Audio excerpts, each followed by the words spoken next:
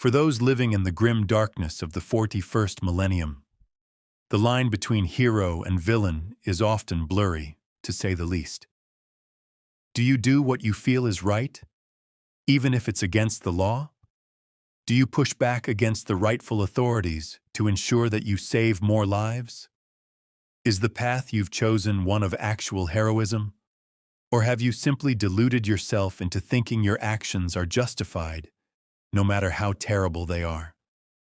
This philosophical conundrum was what lay at the spiritual heart of one of Warhammer 40k's most iconic events, the Badab War, and plagued the mind of its central figure, a hero so immense as to be hailed as one of the greatest chapter masters of the 41st millennium. Lufgt Huron, chapter master of the Astral Claws, the Tyrant of Badab, and the man who would one day come to be known as the infamous pirate, Huron Blackheart. If you've somehow never heard of this guy, Huron is easily one of Warhammer 40k's most popular antagonists. And considering how amazing his story is, it's not difficult to understand why. There's even a large segment of the fan base that believes this dude should replace Abaddon the Despoiler as Warhammer 40k's primary antagonist. A sentiment I personally don't wholly agree with, but I'll admit after reading his story, I get it. Huron was a man who overcame impossible odds and held back hordes of ravenous nightmares for centuries. Yet despite his good intentions and noble ambitions, he was never appreciated for his sacrifice. His anger, resentment, and unrestrained lust for glory would see him drag the Imperium into one of the most intense civil wars in its history. But what exactly happened here? What was the Badab War all about? And why is it considered by fans to be one of Warhammer 40k's greatest stories? Who were the Astral Claws Space Marine chapter? And what caused their downfall? How did Lufgt Huron go from being one of the Imperium's greatest heroes to one of its most infamous villains? Well, in this video, we're going to get into all that and a whole lot more. Big thanks to Into the AM for sponsoring this video. In order to do the story of Lufgt Huron in the Badab War justice, we need to understand a few key things first, namely, the Space Marine chapter that he would eventually come to lead, the Astral Claws. Imperial Armor, Volume 9, The Badab War. Part 1 tells us that the Astral Claws were a Space Marine chapter founded in the mid-35th millennium. Though, as is tradition with the Imperium's lore, the records here are spotty at best and tend to contradict themselves. Because we can't be 100% sure of when their founding actually occurred. Their founding chapter, their gene seed lineage, and their primarch is currently unknown. Early on in their history, many believed them to be one of, if not the greatest, Space Marine chapters ever created due to their unparalleled valor and ferocity. They would end up serving the Imperium faithfully for over 5,000 years, all until things went tits up in the Badab War. But I'm getting ahead of myself. Although the exact date of their creation may be subject to scrutiny, we do know that the Astral Claws were one of the chapters founded during an event known as the Nova Terra Interregnum. To make a long story short, this event was a massive civil war where the Imperium was split into two. It lasted for approximately 9 centuries, stretching from the late 35th millennium into the early 36th. The Civil War started when Nova Terra, a powerful planet in Segmentum Pacificus, seceded from the High Lords of Terra's authority. Not only did they defy the High Lords, but they also seized control of the entire Segmentum. So essentially, the Astral Claws were a chapter founded with the singular purpose of restoring the Imperium by defeating these secessionist forces. Early records also show that the Astral Claws were a crusading chapter, aka they had no set homeworld and were instead fleet-based.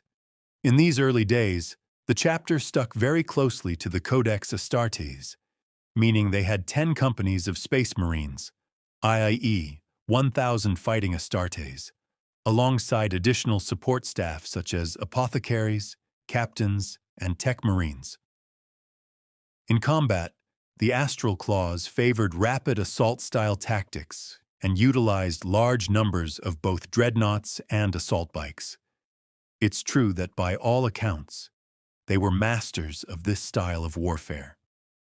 Though their constant successes with these tactics did lead to a bit of overconfidence, and on more than one occasion, they would end up targeting enemies in superior positions with their assaults, often resulting in high casualties.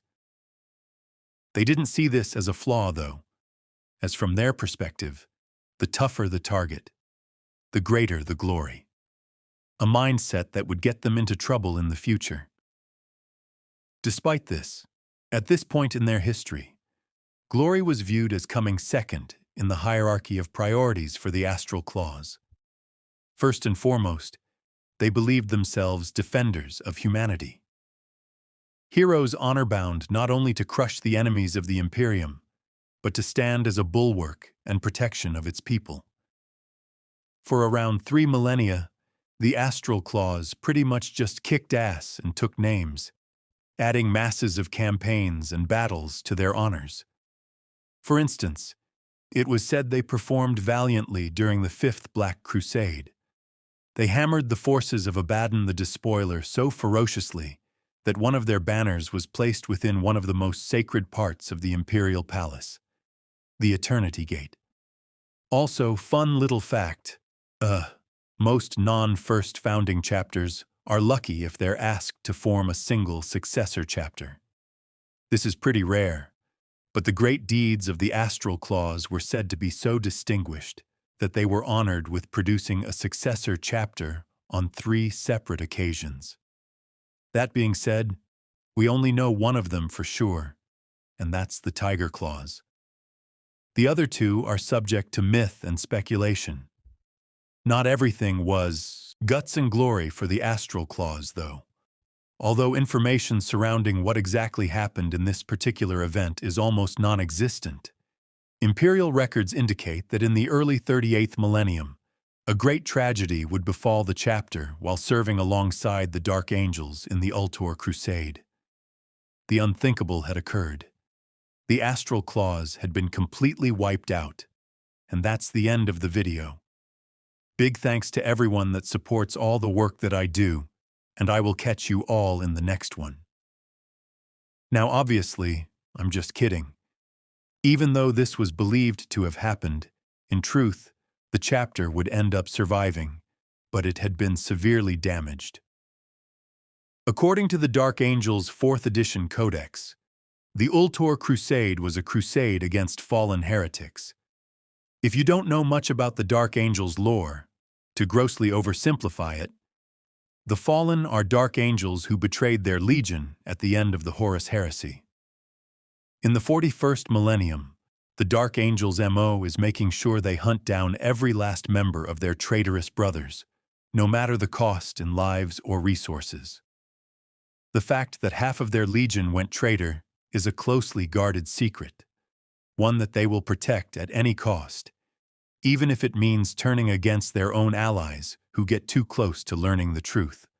Now, I know this isn't a video about the Dark Angels, but I tell you all this to explain why many Warhammer 40k fans believe that the Astral Claws didn't suffer a catastrophic defeat at the hands of some unknown enemy during the Ultor Crusade.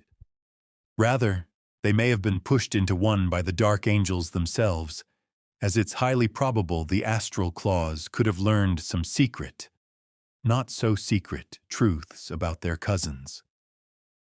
This is, however, just a theory, and admittedly, it's just as likely they really did end up just biting off more than they could chew against a superior force.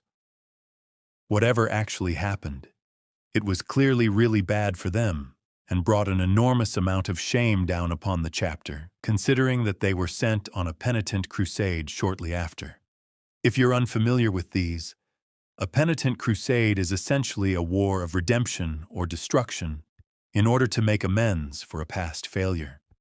Few chapters that are sent on one of these end up surviving, as they're basically forced to go without reinforcements or more resources and just continuously fight on and on and on until they're eventually wiped out. But the Astral Claws were one of the few exceptions, and they were seen 18 centuries later, not only alive, but fighting at full strength. However, these events were said to have changed the character of the chapter. By the 39th millennium, they had a real reputation for being glory hounds. The early ideals of the chapter in protecting all the citizens of the Imperium first and foremost had definitely taken a back seat. Now, there's a few reasons this could have happened. One, they may have believed that more glory would end up meaning they'd get more resources. And considering they had just come out of a penitent crusade, it kind of makes sense. The other is that the scars the chapter had suffered during the Ultor Crusade and the Penitent Crusade had left them as a whole more jaded. It's hard to keep caring about the little guy when the powers that be continuously punish you. Imagine if you sacrificed everything for someone, and then the state just continuously kept punishing you over and over for it. You might start to care a little bit less about those people that you've sacrificed so much for. Not saying such an attitude is justified, but we can at least understand where the shift in personality may have come from. Regardless, the Astral Claws were still loyal and effective servants of the Emperor at this point, even saving a fellow chapter, the Executioners, at the siege of Styxia Aquilona. The Executioners, by the way, are a seriously prestigious chapter themselves, founded by the legendary Imperial Fist Forex. Wait, no, Fair Ron? Actually, a hero of both the Horus Heresy and the Siege of Terra. By saving the Executioners chapter, they had become blooded to each other, meaning that should one call for aid, the other must answer. Moving into the 40th millennium, the Astral Claws would be bestowed with the greatest honor in their history, as they were made the head of the Maelstrom Wardens by the High Lords of Terra. The Maelstrom Wardens were a handful of Space Marine chapters, initially consisting of the Astral Claws themselves, the Charnel Guard, the Mantis Warriors, and the Lamenters. These chapters were charged with defending against the Maelstrom, which was a giant warp storm second only in size to the Eye of Terror. This is essentially an area of space where the walls between our reality and the warp are at their thinnest, making it a massive breeding ground for the enemies of mankind.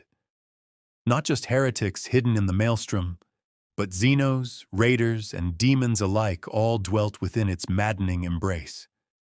Just the mere presence of the storm caused the influence of the warp to spread to nearby worlds, and it was said that simply by looking into its swirling depths all the way from the surface of your homeworld could drive an individual mad. Needless to say, defending against this warp storm and its myriad threats was a major priority and a constantly harrowing duty. Now, being the head of the Maelstrom Wardens meant that the Astral Claws were in charge of the entire Badab sector. For context, they had gone from a broken shell of their former selves, limping into a penitent crusade, to now being at full strength with a frankly inconceivable amount of resources at their disposal. Things had seemingly finally turned around for them, but as is tradition in Warhammer 40k, that's not going to last forever.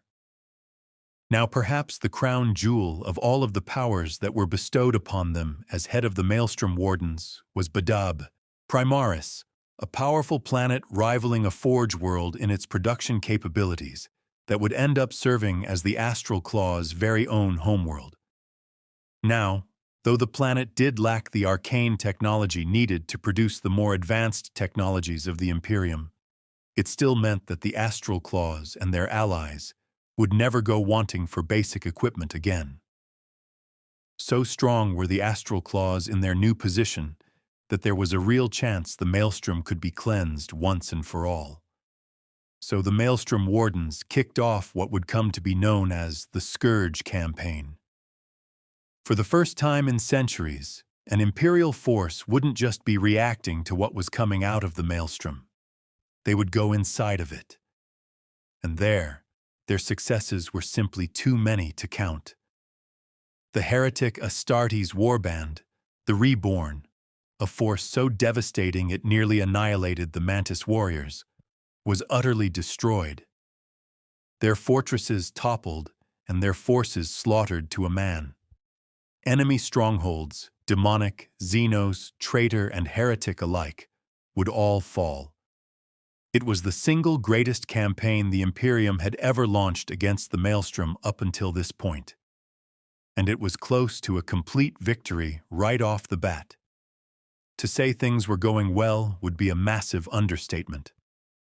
But that all came to a halt with a single missive from the High Lords of Terra.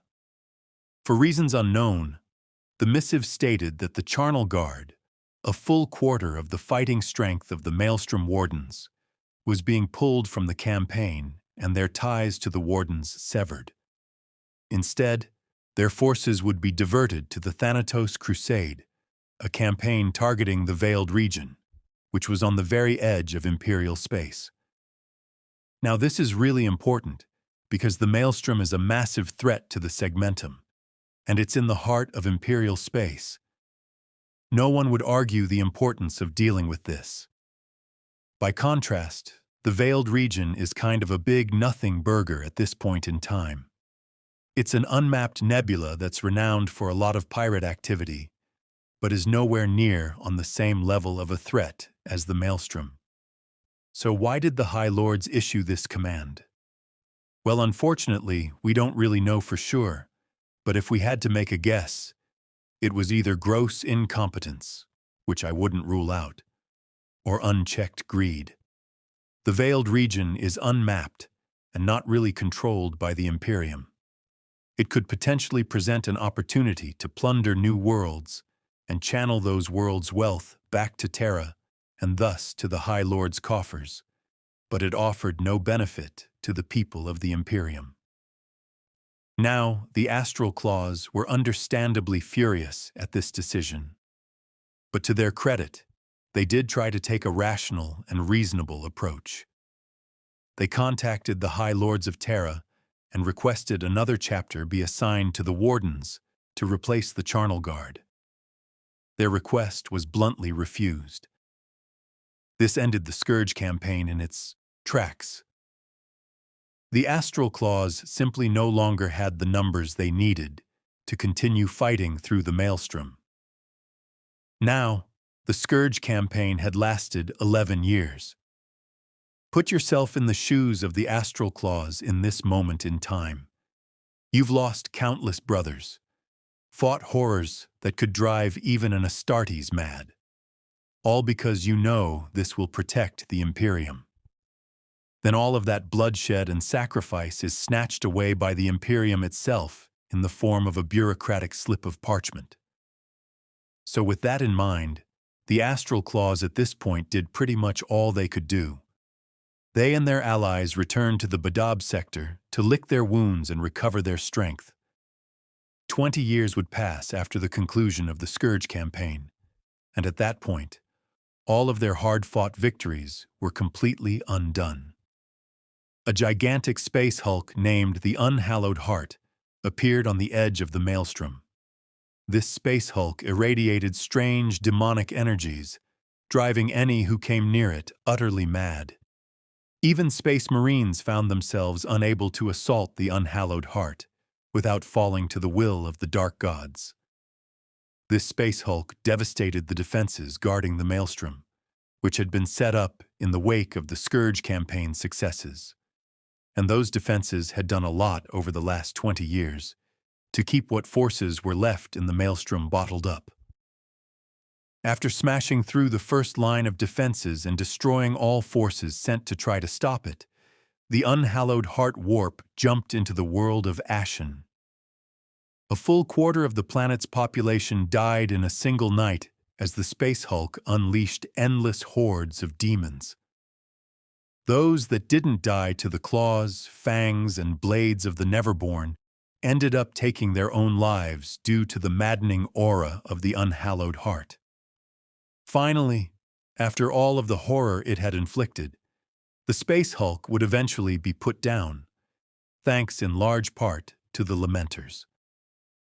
For some reason, the Lamenters chapter was able to approach the Space Hulk and was seemingly immune to its corruption. Thus, they were the only ones who were capable of destroying it. They suffered heavy losses in the process, though, losing over 300 battle brothers, which is a full third of their strength. So to quickly recap, the defenses around the Maelstrom were destroyed, and the forces of the Maelstrom Wardens were utterly devastated. The High Lords of Terra still refused to provide reinforcements to the Maelstrom Wardens. And worse, the Ordo Malleus, the Inquisition order dedicated to hunting demons, heavily criticized the Lamenters for their actions, nearly accusing them of heresy for destroying a demonic Space Hulk. Not exactly sure how that's heresy, but accusations like this from the Inquisition, not exactly uncommon territory. The Ordo Malleus basically said the Maelstrom Wardens had failed in their duties and should have destroyed the Space Hulk far faster than they did. This is honestly just a classic case of Inquisition paranoia. Even still, these accusations deeply infuriated the Maelstrom Wardens, who had sacrificed so much to destroy the unhallowed heart, especially the Lamenters. With the initial defenses around the Maelstrom destroyed, the enemies of man within were able to rampage through space once again. 14 more years would pass after the destruction of the unhallowed heart, and the Badab sector would end up being plagued with orc raiders. These orc raids wreaked havoc across the sector, claiming millions of innocent human lives. Raids that would have been impossible a mere 15 years ago. Raids that would have been impossible if the High Lords of Terra had assigned one more chapter to the Maelstrom Wardens after removing the Charnel Guard. The chapter master of the Astral Claws at the time, Ravik Blaine, had had enough. He gathered up a large strike force of Astral Claws, and leading from the chapter's flagship, the Seraph of Judgment, he left the Astral Claws to crush the orcs. This meant entering the Maelstrom alone. The Scourge campaign was called off when they only had 3 chapters of Astartes. The Astral Claws, now by contrast, were entering with a fraction of a single chapter, a fraction diminished heavily by everything they had endured. The fleet was a shadow of itself, and their supplies were greatly diminished. Still, these were the Astral Claws, led by the man who had steered them through the Scourge campaign. It was under Ravik Blaine's leadership that they had earned the position as the head of the Maelstrom Wardens in the first place. They charged into hell itself, finding the fortress of the Orc Raiders, and descended upon it. The battle was fierce, and the Astral Claws claimed thousands of greenskin lives. The Xenos base was devastated, and Ravik Blaine even went on to engage the Orc Warboss in single combat. If he was successful and the Warboss fell, this would all be over. The Astral Claws would buy the time they needed to rebuild. The High Lords would surely grant them reinforcements for such a heroic act. The people of the Badab sector would finally be safe. It is the nature of Warhammer 40k that fate is often decided on the edge of a blade. So many moments in the setting happen because one man made a cut at the right time, or the wrong one. Unfortunately for the Imperium, Ravik was the latter. He fell at the hands of the Orc Warboss, his body falling to the ground, the glory and honor of the Astral Claws, a bloody ruin. With Ravik's death, and their fleet badly damaged, the Astral Claws were forced to retreat. We can't know for sure why Ravik launched this raid in the first place. On reflection, we can see how it was doomed from the start. a battered and beleaguered chapter charging into the literal jaws of hell to face a force far beyond their own means. In the years to follow, people would say Ravik was glory-hungry, that he was an example of the rot at the heart of the Astral Claws. Yet, from what we've seen, here, from the acts this chapter performed, that doesn't sit quite right with us. The Astral Claws were glory-hungry, yes, but this raid seemed more born out of frustration. These orc raids would never have happened if the High Lords had not stunted the Maelstrom Wardens in the first place. The attack into the Maelstrom really seemed like a desperate act to save the people of Badab. We could be wrong, though. We don't know what Ravik was thinking. He may have just been the glory hound Imperial historians paint him as, though those historians are extremely biased by what happened next. The Astral Claws returned home once again, started to lick their wounds, and appointed a new chapter master. A man of singular ambition, one who had the will and drive to restore the Astral Claws to their former glory. Lufgt Huron, Scourge of the Maelstrom, the Tyrant of Badab. Much of Lufgt Huron's early history has been lost to Imperial censorship, though we do know he first rose to prominence within the Astral Claws as a scout when he managed to fend off a psychic attack from an Eldar Exodite. Such a young Astartes surviving this is an impressive feat. The psychic might of an Eldar is immense. It takes an exceptional will, even amongst the Astartes, to fight through such an attack, let alone slay the one unleashing it upon you. Surviving alone is impressive, but impressive isn't enough for Lufgt Huron. He killed his attacker with his bare hands. To reiterate, he killed an Eldar warlock with his bare hands as a scout. Eldar warlocks are extremely skilled with blade and psychic powers. Killing one with your bare hands as a scout is a legendary act. This rightfully earned him huge acclaim and adoration from within the chapter. After completing his time as a scout, Huron was placed into the ranks of the Reserve Devastator Company. And this is in accordance with the Codex Astartes, the ancient scriptures laid down by the Primarch Robert Guilliman on how a Space Marine chapter should operate. The Astral Claws are a Codex-compliant chapter, meaning they follow the Codex Astartes. Being made a Devastator in the Reserve Company is the next step in rank advancement from a scout. Reserve companies see a little less action than battle companies, but this didn't stop the young Tyrant from distinguishing himself. He proved a masterful commander, an expert tactician, and an unparalleled fire coordinator. The latter was something that young Huron was very proud of personally. He viewed the particular calculated application of intense firepower as an art form. Where painters made masterworks with brush strokes, Huron made them with perfectly maximized killing fields. From here, Huron rocketed up the ranks as a rising star. He wasn't just a peerless warrior. He was charismatic, and people liked him, both mortals and Astartes alike. His skills and personality combined saw him quickly promoted into the 3rd Battle Company, then into the vaunted ranks of the 1st, and even into captaincy in record time. This meant he had been promoted over other Space Marines with decades more experience than him. Yet none of them seemed to mind. To fight alongside Huron was to know you were walking next to greatness. If you're a fan of Lord of the Rings, imagine if you were a Gondorian soldier who got to fight alongside Aragorn. It was much the same for the Astral Claws fighting alongside Huron.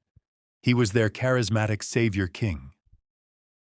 So when Chapter Master Ravik died, Lufgt Huron was the obvious choice, and he would end up being appointed to the rank of Chapter Master in M41.715 or M41.697. The sources kind of contradict themselves again. Either way, he was the youngest in the chapter's history to attain the rank.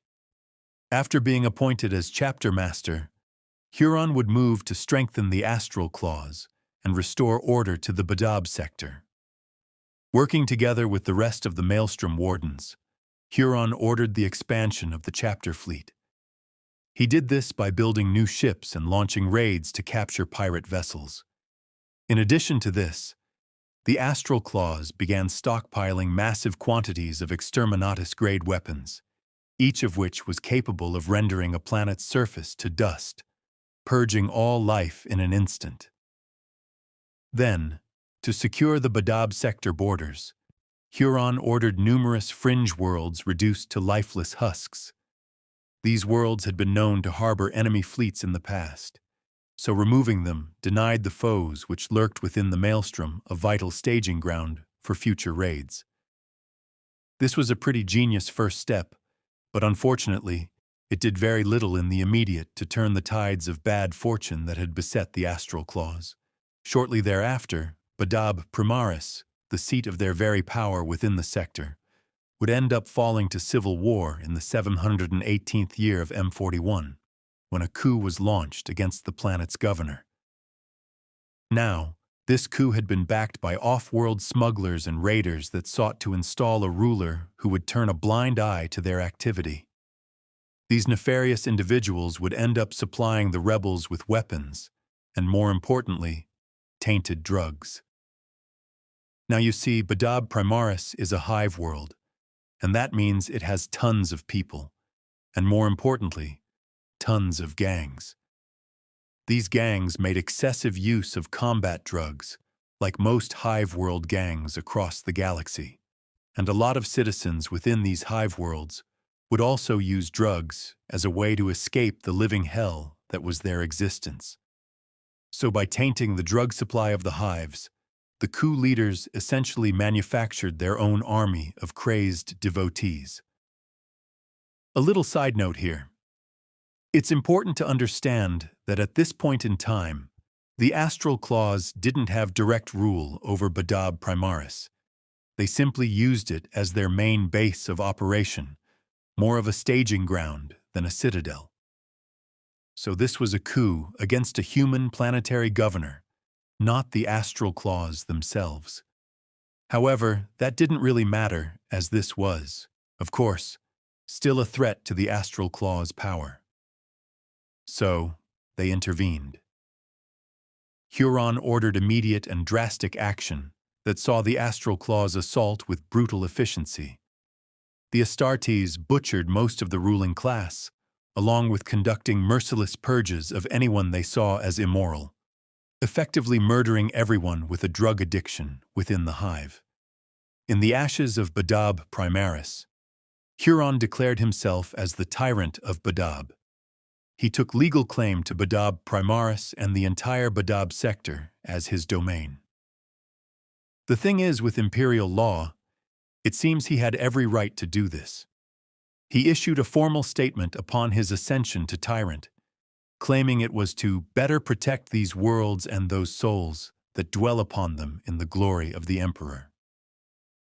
This proclamation not only referred to the Warden's Charter, the document that empowered the Astral Claws as Lords of the Maelstrom, but the Edicts of Ultramar. Essentially, even though it's super rare, there is precedent for something like this, and the Imperium has laws and rules for this kind of mini-empire to exist within it. Plus, numerous chapters do rule their homeworlds directly. Even the very title that Huron chose for himself, the Tyrant, echoes Ultramar in this way, as it comes from ancient Greece. It's a loose relation, but it's really nice attention to detail when Games Workshop incorporates real-world history into their lore. Anyways, to consolidate control of the Badab sector, Huron began a systematic purge of the sector's ruling class.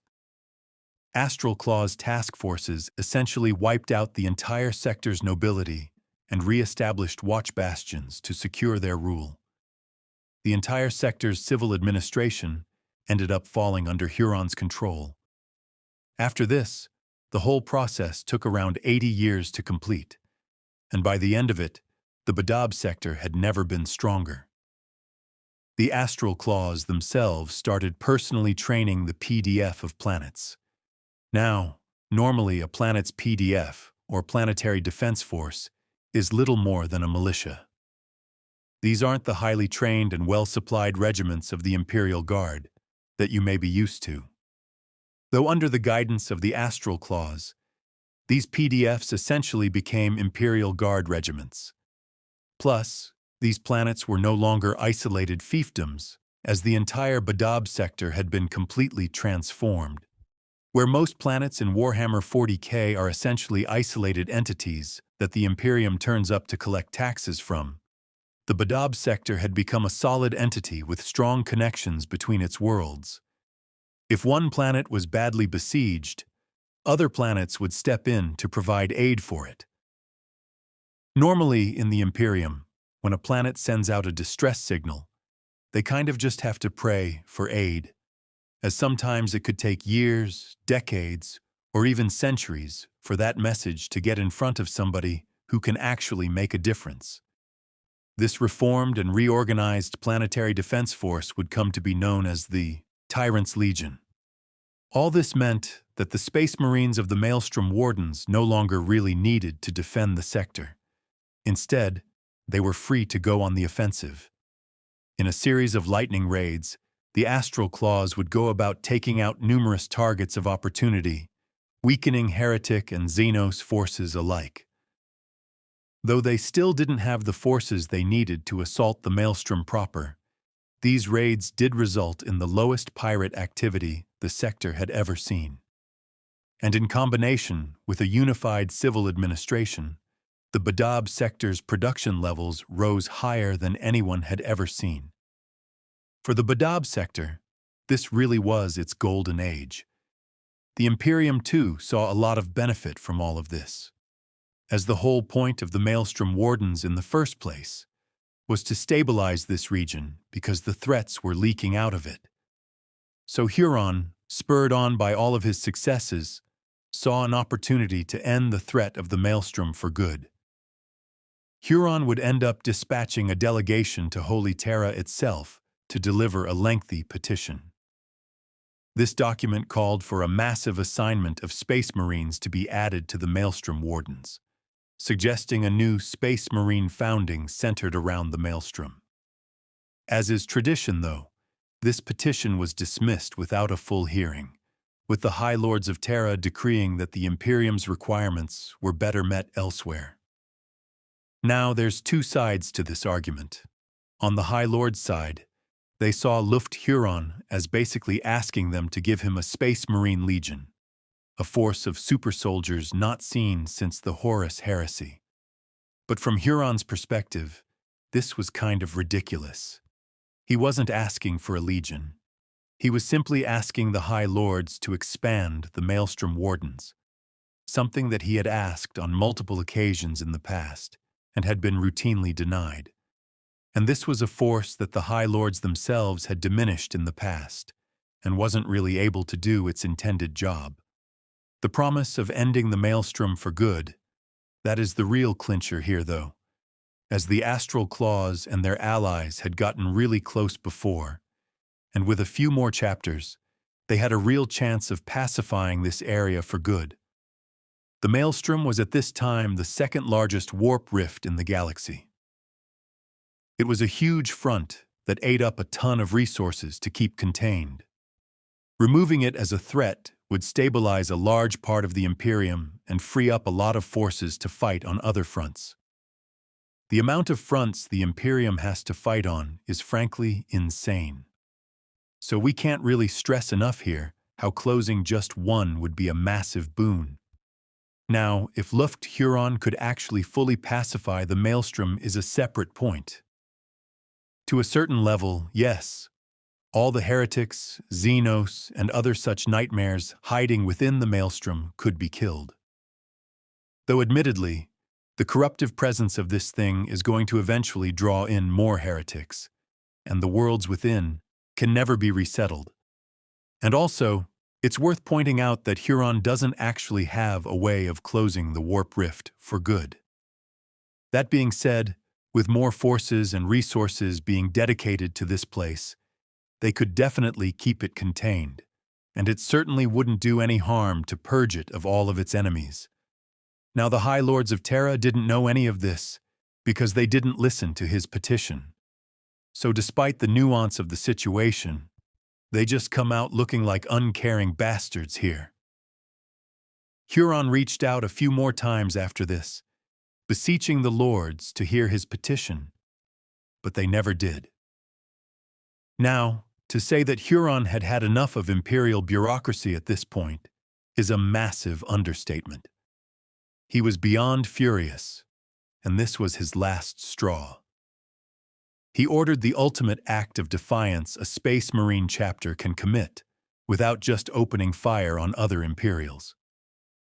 He stopped the tithe of Astral Claws gene seed being delivered to the Adeptus Terra. Now, if you're unfamiliar with the Adeptus Terra and the whole Adeptus system, it's effectively the main branch of the Imperium's government. It's in charge of pretty much every other Adeptus you've ever heard of. Though technically a bit separate, the Adeptus Astartes are under the Adeptus Terra, which is run by the High Lords of Terra.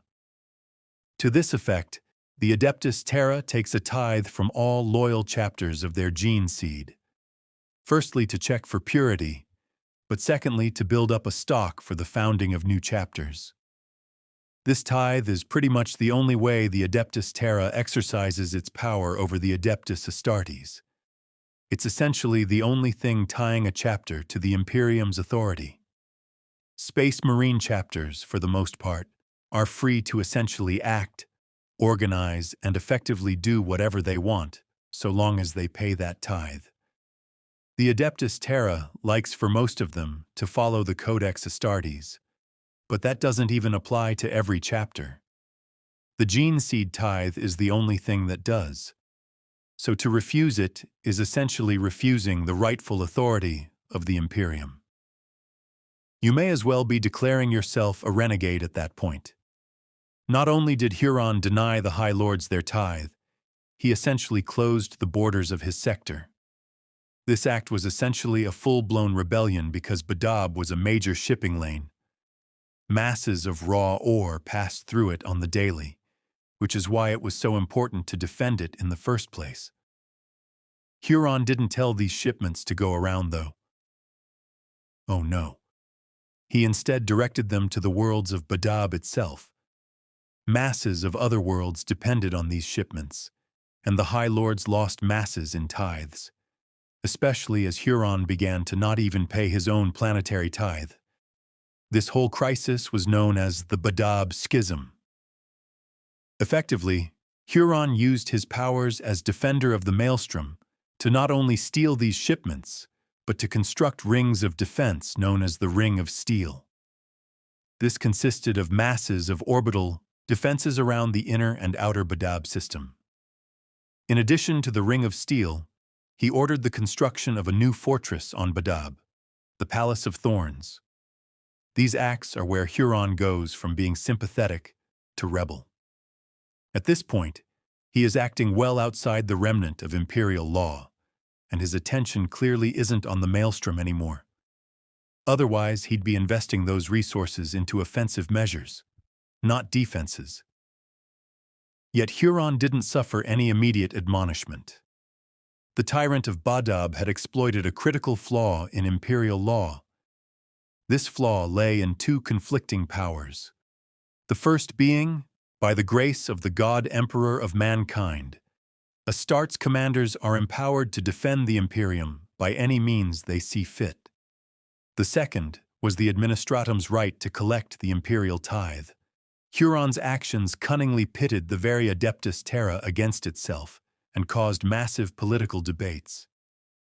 This stalled the Imperial response, giving Huron huge amounts of time to build up his defenses and his forces. This genius political maneuver bought Huron 150 years of building up. During this build-up, Huron didn't just hunker down. He made active gains. One such example being the Lyathos Drift campaign, which was focused around wiping out the last remnants of a massive rebellion.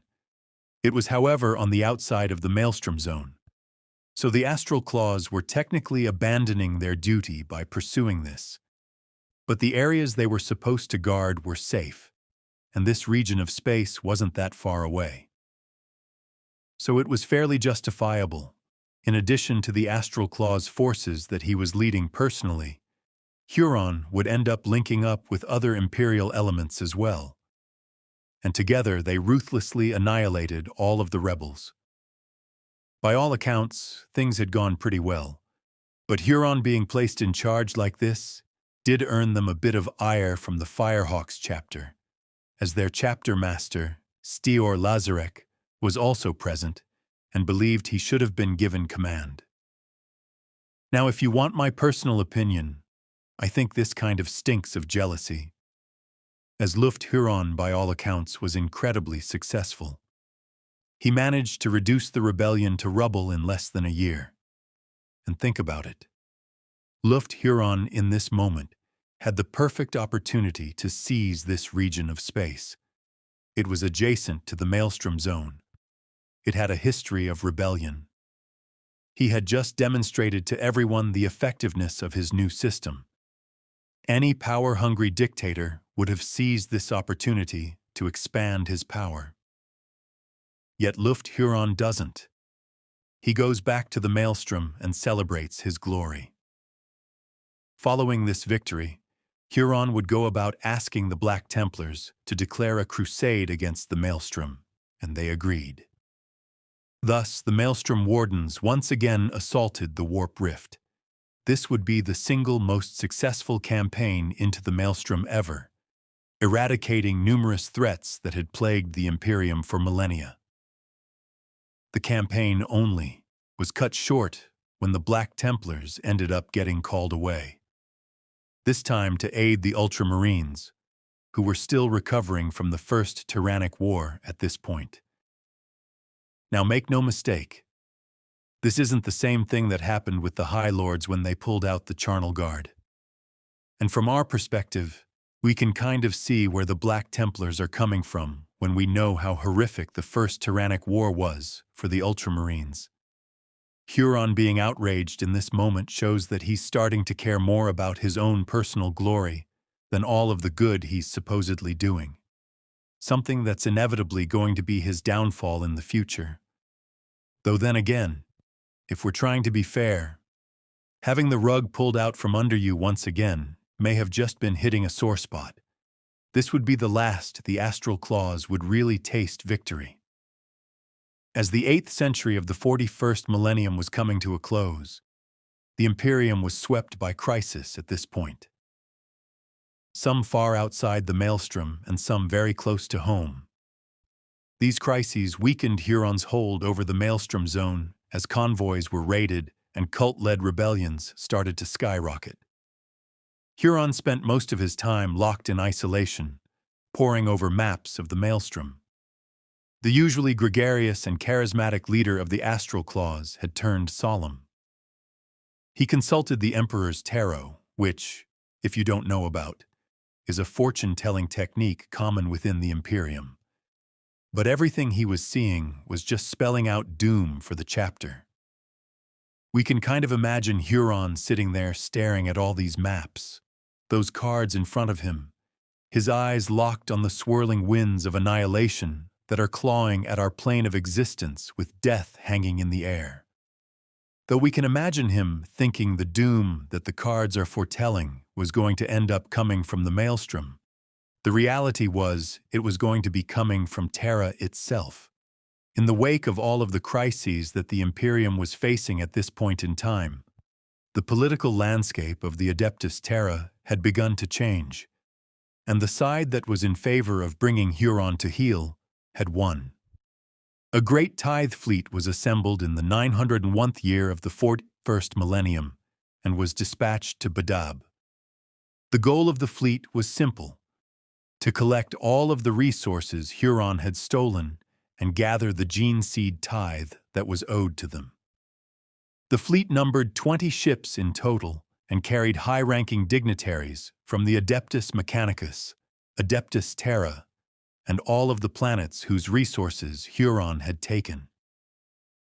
This was done as a showing of force, a simple strategy where the High Lord sought to show enough strength to make the Tyrant of Badab cower in fear and get back in line, which might explain why everything would end up going so wrong so quickly.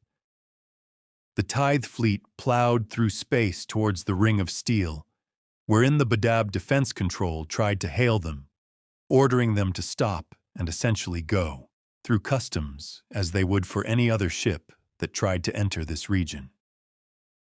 The Tithe fleet ignored their hails or damned them with insults for daring to question them, depending upon the source. Tithe Fleet VAX 5422, this is your final warning. Decrease thruster burn and heave to the designated approach. You will be fired upon. This investigation deputation carries the seals of the Adeptus Terra. It is you who will comply. Make obeisance and stand down your weapons immediately in the name of him on Terra. Damn you, obey. I don't care if you're carrying St. Leor's bones. No vessel enters the Ring of Steel without first submitting to inquiry and piloting. This is the Maelstrom Zone, not some safe haven quill pusher's enclave. Heavy damage sustained to power engines. Decks 7 through 11 open to the void. Casualties high, assailants unidentified. 18+ vessels now burning. Primary quadrant. Autonomous battle systems registering full activation. Omega lock disengaged. 4,000 assassin mines awakening. Gargoyle platforms and Epsilon reaching terminal power by the Tyrant. Shall we attempt abort? Confirm. Confirm. Confirm.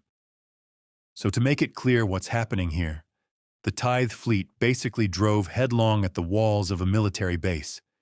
Then, when the military base told them to stop and use the entrance proper, they insulted them and opened fire, killing the person controlling the defenses. The pig-headed stupidity of the fleet being absolutely beyond belief. Considering they'd killed the defense controller, there was no one to stop the automated defenses, which then unceremoniously annihilated the Tithe fleet. The excerpt you just heard is from Imperial records, though no one knew all this at the time, and essentially for those who weren't there, it boiled down into a lot of hearsay. The Adeptus Terra refused to act as they were not seeing sufficient evidence. Meanwhile, the Imperial governors, whose riches Huron had stolen in the first place, began a massive smear campaign. These lords were mainly from the Cathar sector, and they began calling those of the Maelstrom barbarians, even convincing the sector commander to send in more punishment fleets. As you can probably expect, these fleets never reached Badab. Now, whether or not they were destroyed by the Astral Claws is unknown, but it should be said that there were massive raider fleets that had consumed most of the space around Badab at this point. Numerous ships were being lost, even those of the Astral Claws. A hastily thrown together sector fleet would have stood a poor chance against such foes. Regardless of the truth, all of Cathar laid the blame at Huron's feet, as he had effectively bankrupted the lords by stealing their tithe, and they were desperate to see him fall. They were producing masses of propaganda, calling him a traitor and trying to muster every surrounding sector to attack Badab. The writing was on the wall at this point. The sectors surrounding Badab would likely attack at any moment. Feverishly, the Badab sector prepared for war, arming themselves and building masses of defenses. In response, Huron wrote the Articles of Just Secession, which were ratified by the other Maelstrom Wardens. In short, these articles called for the Adeptus Terra to investigate and remove the Cathar lords, saying that as space marines, they shouldn't be hindered by the greedy nobles of other planets. A quick reminder, there's two tithes that they're fighting over here. The gene seed tithe that the Astral Claws have not been paying to Terra. That's the one the First Fleet was trying to get. and then the tithe that the Cathar lords are after, which is the shipments of ore that Huron stole to build the Ring of Steel. The only real consequence of that tithe not being paid was the rich elite of Cathar beginning to go bankrupt. All the stolen resources were being used to help put down the massive fleet of raiders ravaging the area. This honestly explains why the High Lords and the Adeptus Terra didn't do anything. The Astral Claws' actions were helping put down the serious threat that was these Chaos Raiders. Around this time, the Cathar Lords' forces came under attack by a Space Marine fleet. But it's unclear if this was the aforementioned Chaos Raiders or the Astral Claws in a preemptive strike. At no point so far have the Astral Claws fired first on Imperials, so it's likely that this was the Chaos Raiders. So with no aid from Terra, the Lords of Cathar besieged several chapters of Space Marines for aid, and the Firehawks answered. In the 901.M41, the Badab War officially began. The Firehawks were renowned for their volatile and bellicose nature. They had a reputation for being a bit of a violent chapter. Seeing an opportunity to humble the tyrant of Badab that had stolen his glory, Steor Lazarek sent several ships to investigate the Maelstrom Zone, one of which was the infamous Red Harbinger.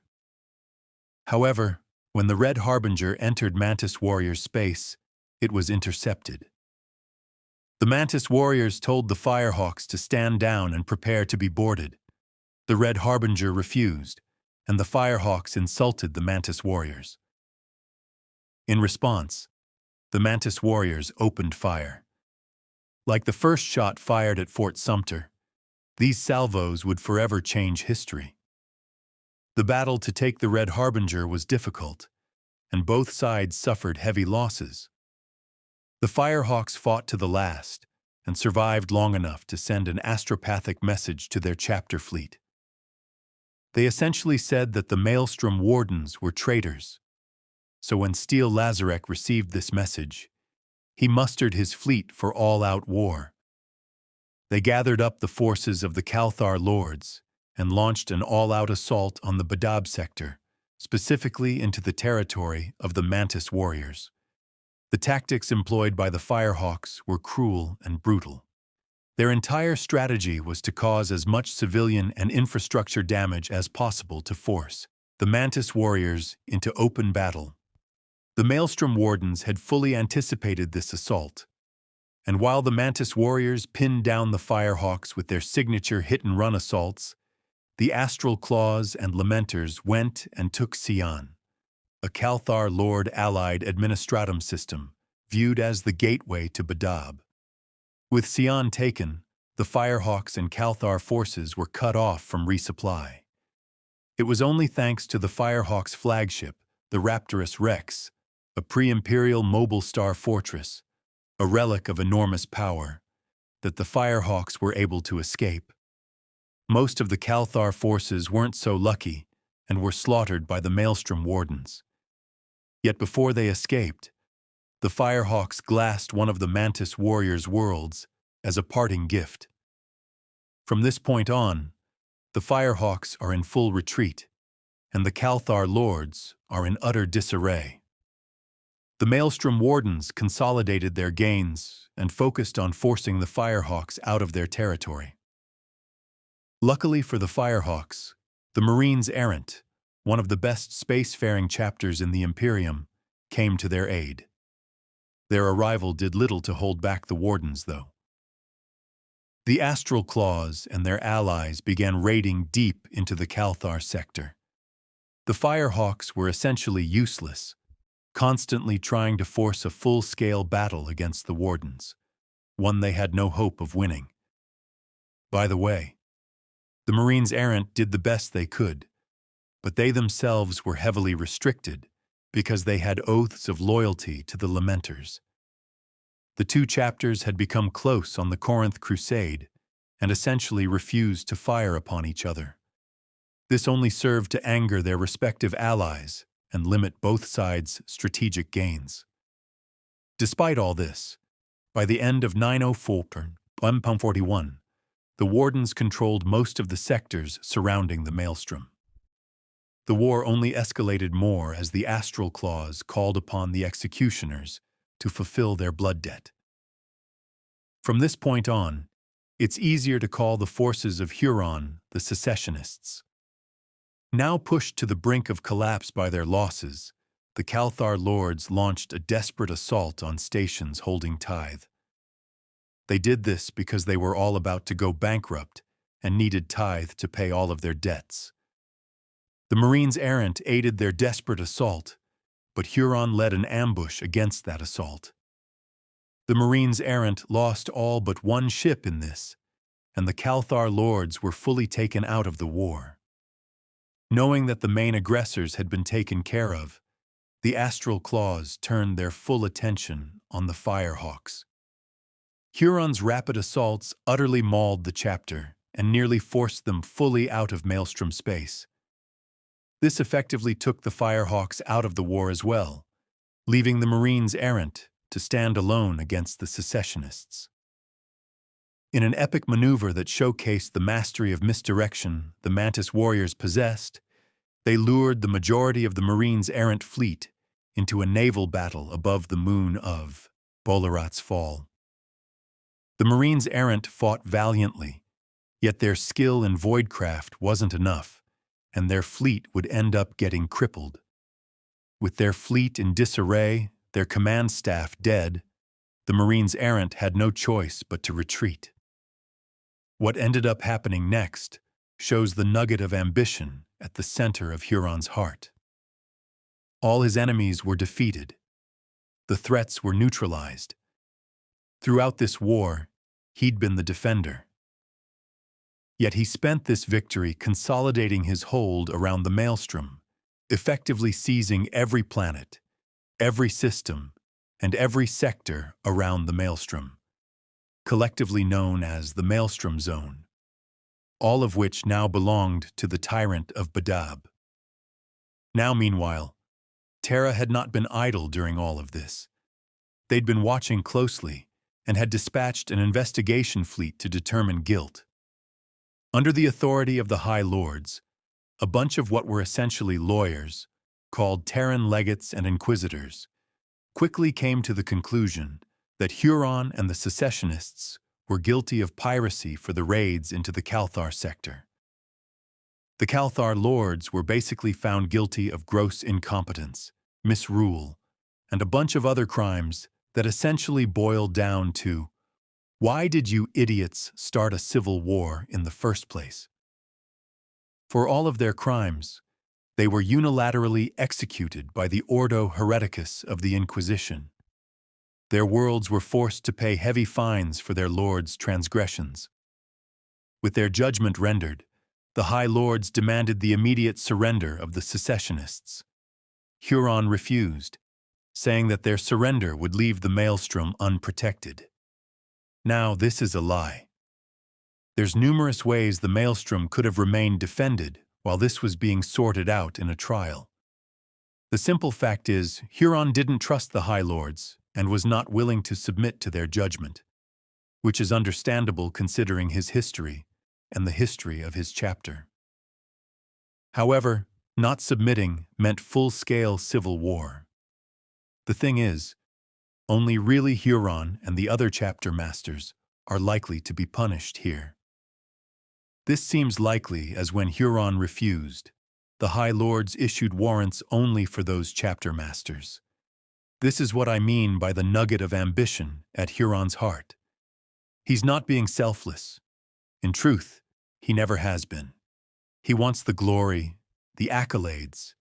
He needs to be the hero. So his ego won't allow him to submit, because that would mean tarnishing his glory. Now you might be noticing some parallels, as something like this had happened in our real-world history. With the fall of the Roman Republic, essentially Julius Caesar was called back to Rome to stand a trial for overstepping his authority. Caesar had done great work for Rome. He'd conquered Gaul for them. Yet like Huron, when told to submit to the civil authority for trial, he denied them. So like Caesar, Huron mustered his legions and let the die be cast. The High Lords wasted no time. Huron's refusal was a serious threat to the Imperium. The Tyrant of Badab had 4 chapters and masses of Imperial Guard regiments at his disposal. A massive strike force of Space Marines was mustered, featuring forces from the Salamanders, Raptors, Fire Angels, Marines Errant, Firehawks, and the largest contingent hailing from the Red Scorpions. The Marines Errant, though battered, were eager to join the fray, though they essentially refused to work with the Firehawks. The idiocy of their brother Astartes had cost them greatly, and 2 chapters now had some seriously bad blood between them. The Firehawks, meanwhile, were there only in spirit. The only asset they really had was their flagship, the Raptorous Rex. Yet before the Firehawks joined up with the other Astartes, they committed a horrific act of spite called the firebombing of Sacristan. Sacristan was an insignificant colony world on the edge of Mantis warrior space. The Firehawks reduced the world to ash for no apparent reason. It served no strategic purpose and was viewed by all as a villainous and cowardly act. With one last act of brutality complete to help soothe the ego of Stybor, the forces of the High Lords were assembled. Now their commander on paper was officially Legate Inquisitor Jandis Frame. However, their practical overall commander was Vorentis Ortanis, chapter master of the Red Scorpions. Now the Red Scorpions honestly deserve their own video, and that's something I'll definitely do in the future. But for right now, know that they're just as accomplished as the Astral Claws. Now, although in reality these events are pretty complicated, when we're reading about them in the lore, these forces are collectively known as the Loyalist forces. It's important to remember, though, that Huron hasn't said he's leaving the Imperium. This is essentially a massive force to capture him so he can stand trial, along with reopening the trade links that he had closed off. At this point, the year is 906.M41, and one of the largest Space Marine on Space Marine conflicts since the Horus Heresy is about to begin. Ortanis's first move was to deploy the Red Scorpions and most of his fleet to conduct a series of exploratory assaults into the Maelstrom Zone. The purpose was to gauge the strength of the secessionists. This resulted in some of the largest naval battles of the war so far. Masses of ancient, venerable ships, having served for millennia, were involved.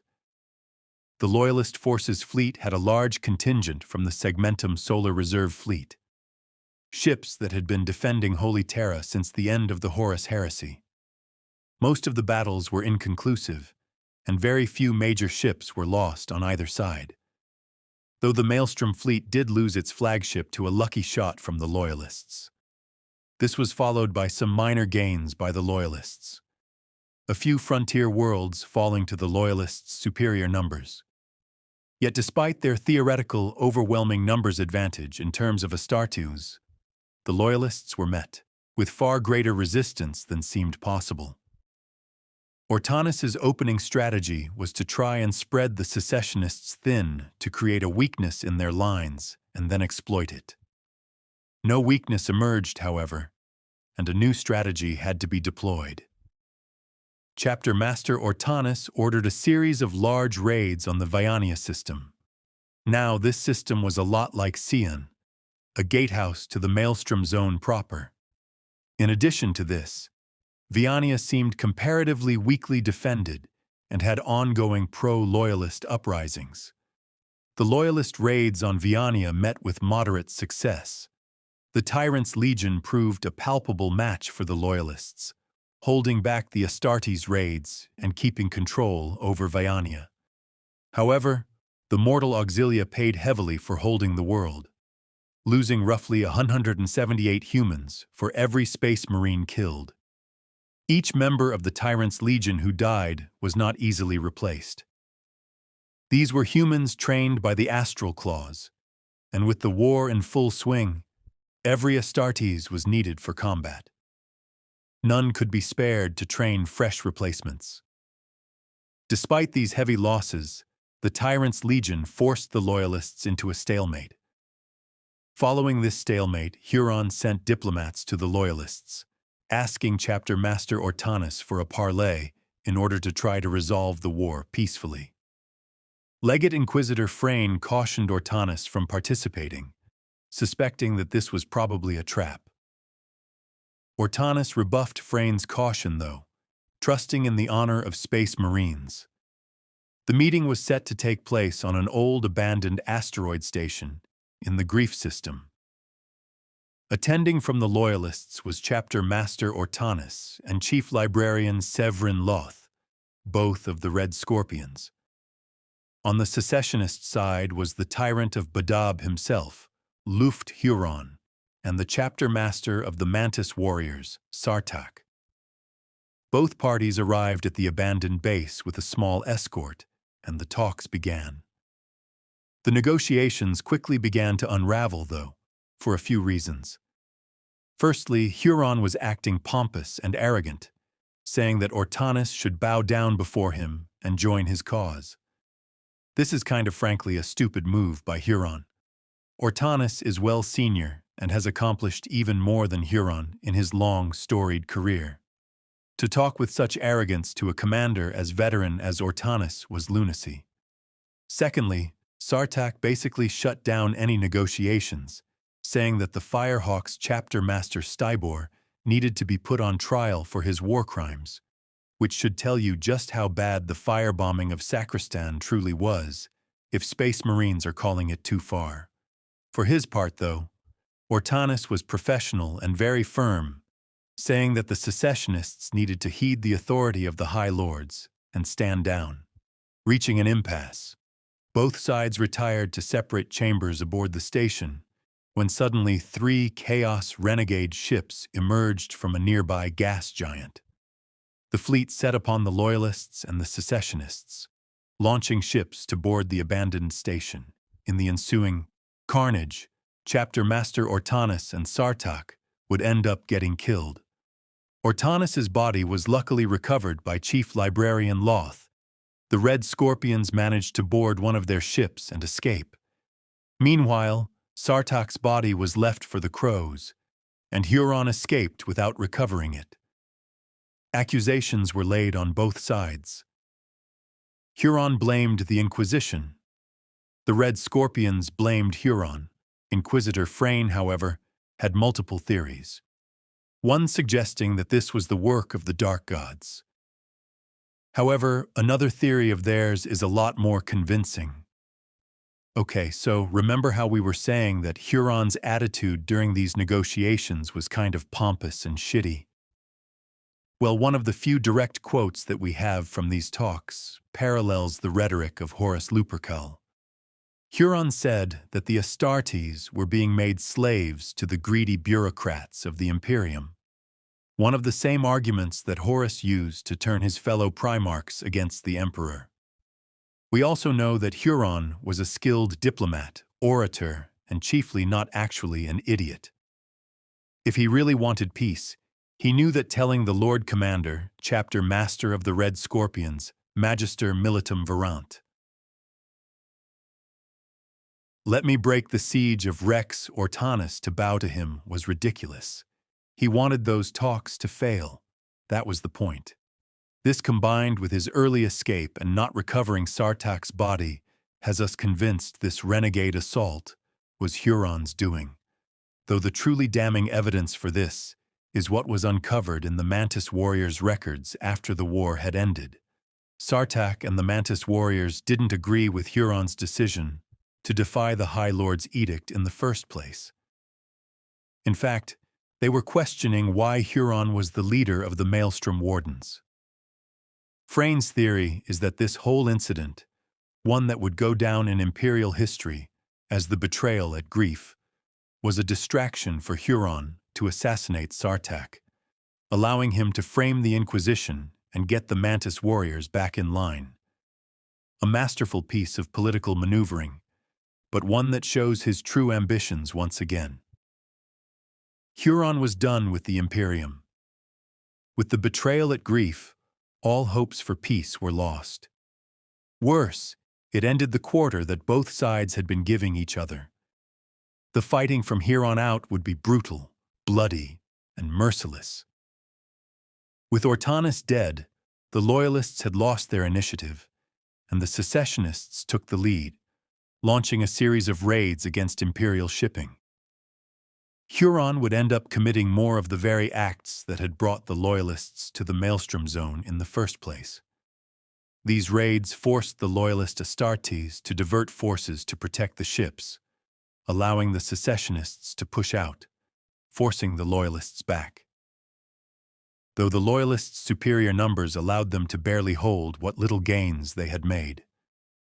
The war turned in favor of the Loyalists, though, with two key events: reinforcements and a new leader.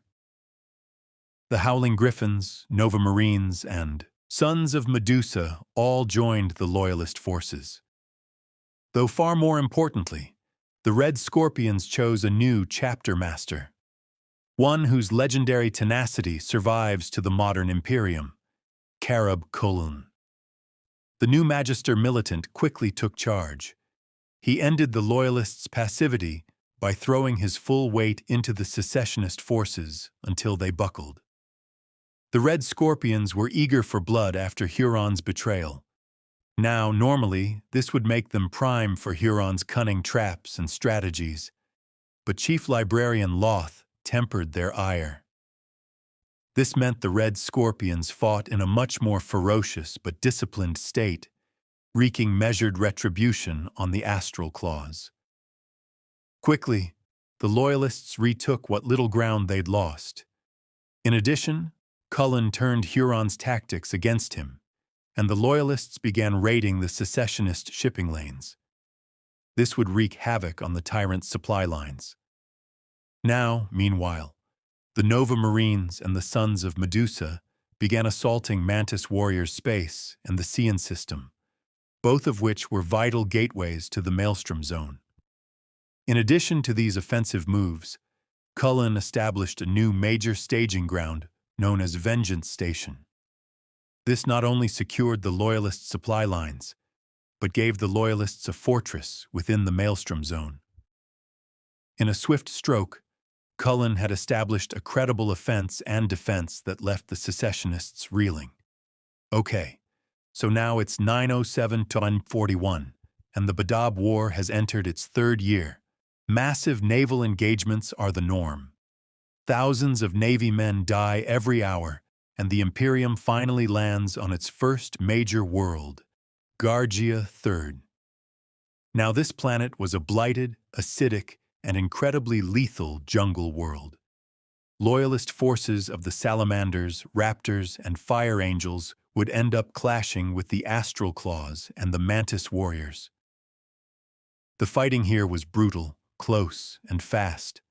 Lightning hit and run raids were the norm, and Marines died tangled in man-eating vines, their former brothers' gauntleted fists closing around their throats. Now, the thing is, there was nothing really of strategic value here. It was simply a vital navigational world, a stepping stone deeper into the Maelstrom Zone. Even still, the fighting here would last for over a year.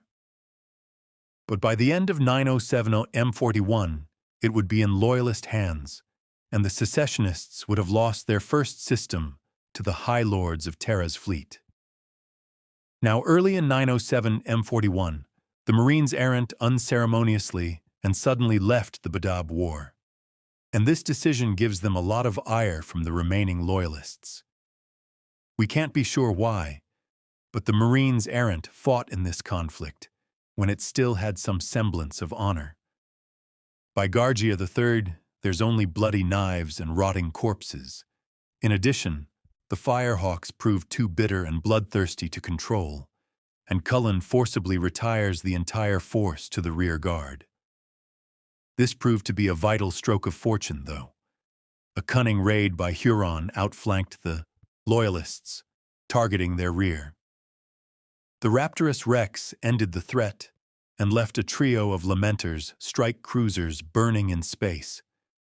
The High Lords had grown eager to see the Badab War ended, and fresh reinforcements poured in daily from Terra, along with word that several more chapters were sending forces to aid the Loyalists. With little other choice, Huron took a defensive position and ordered his forces to dig in across all of his worlds.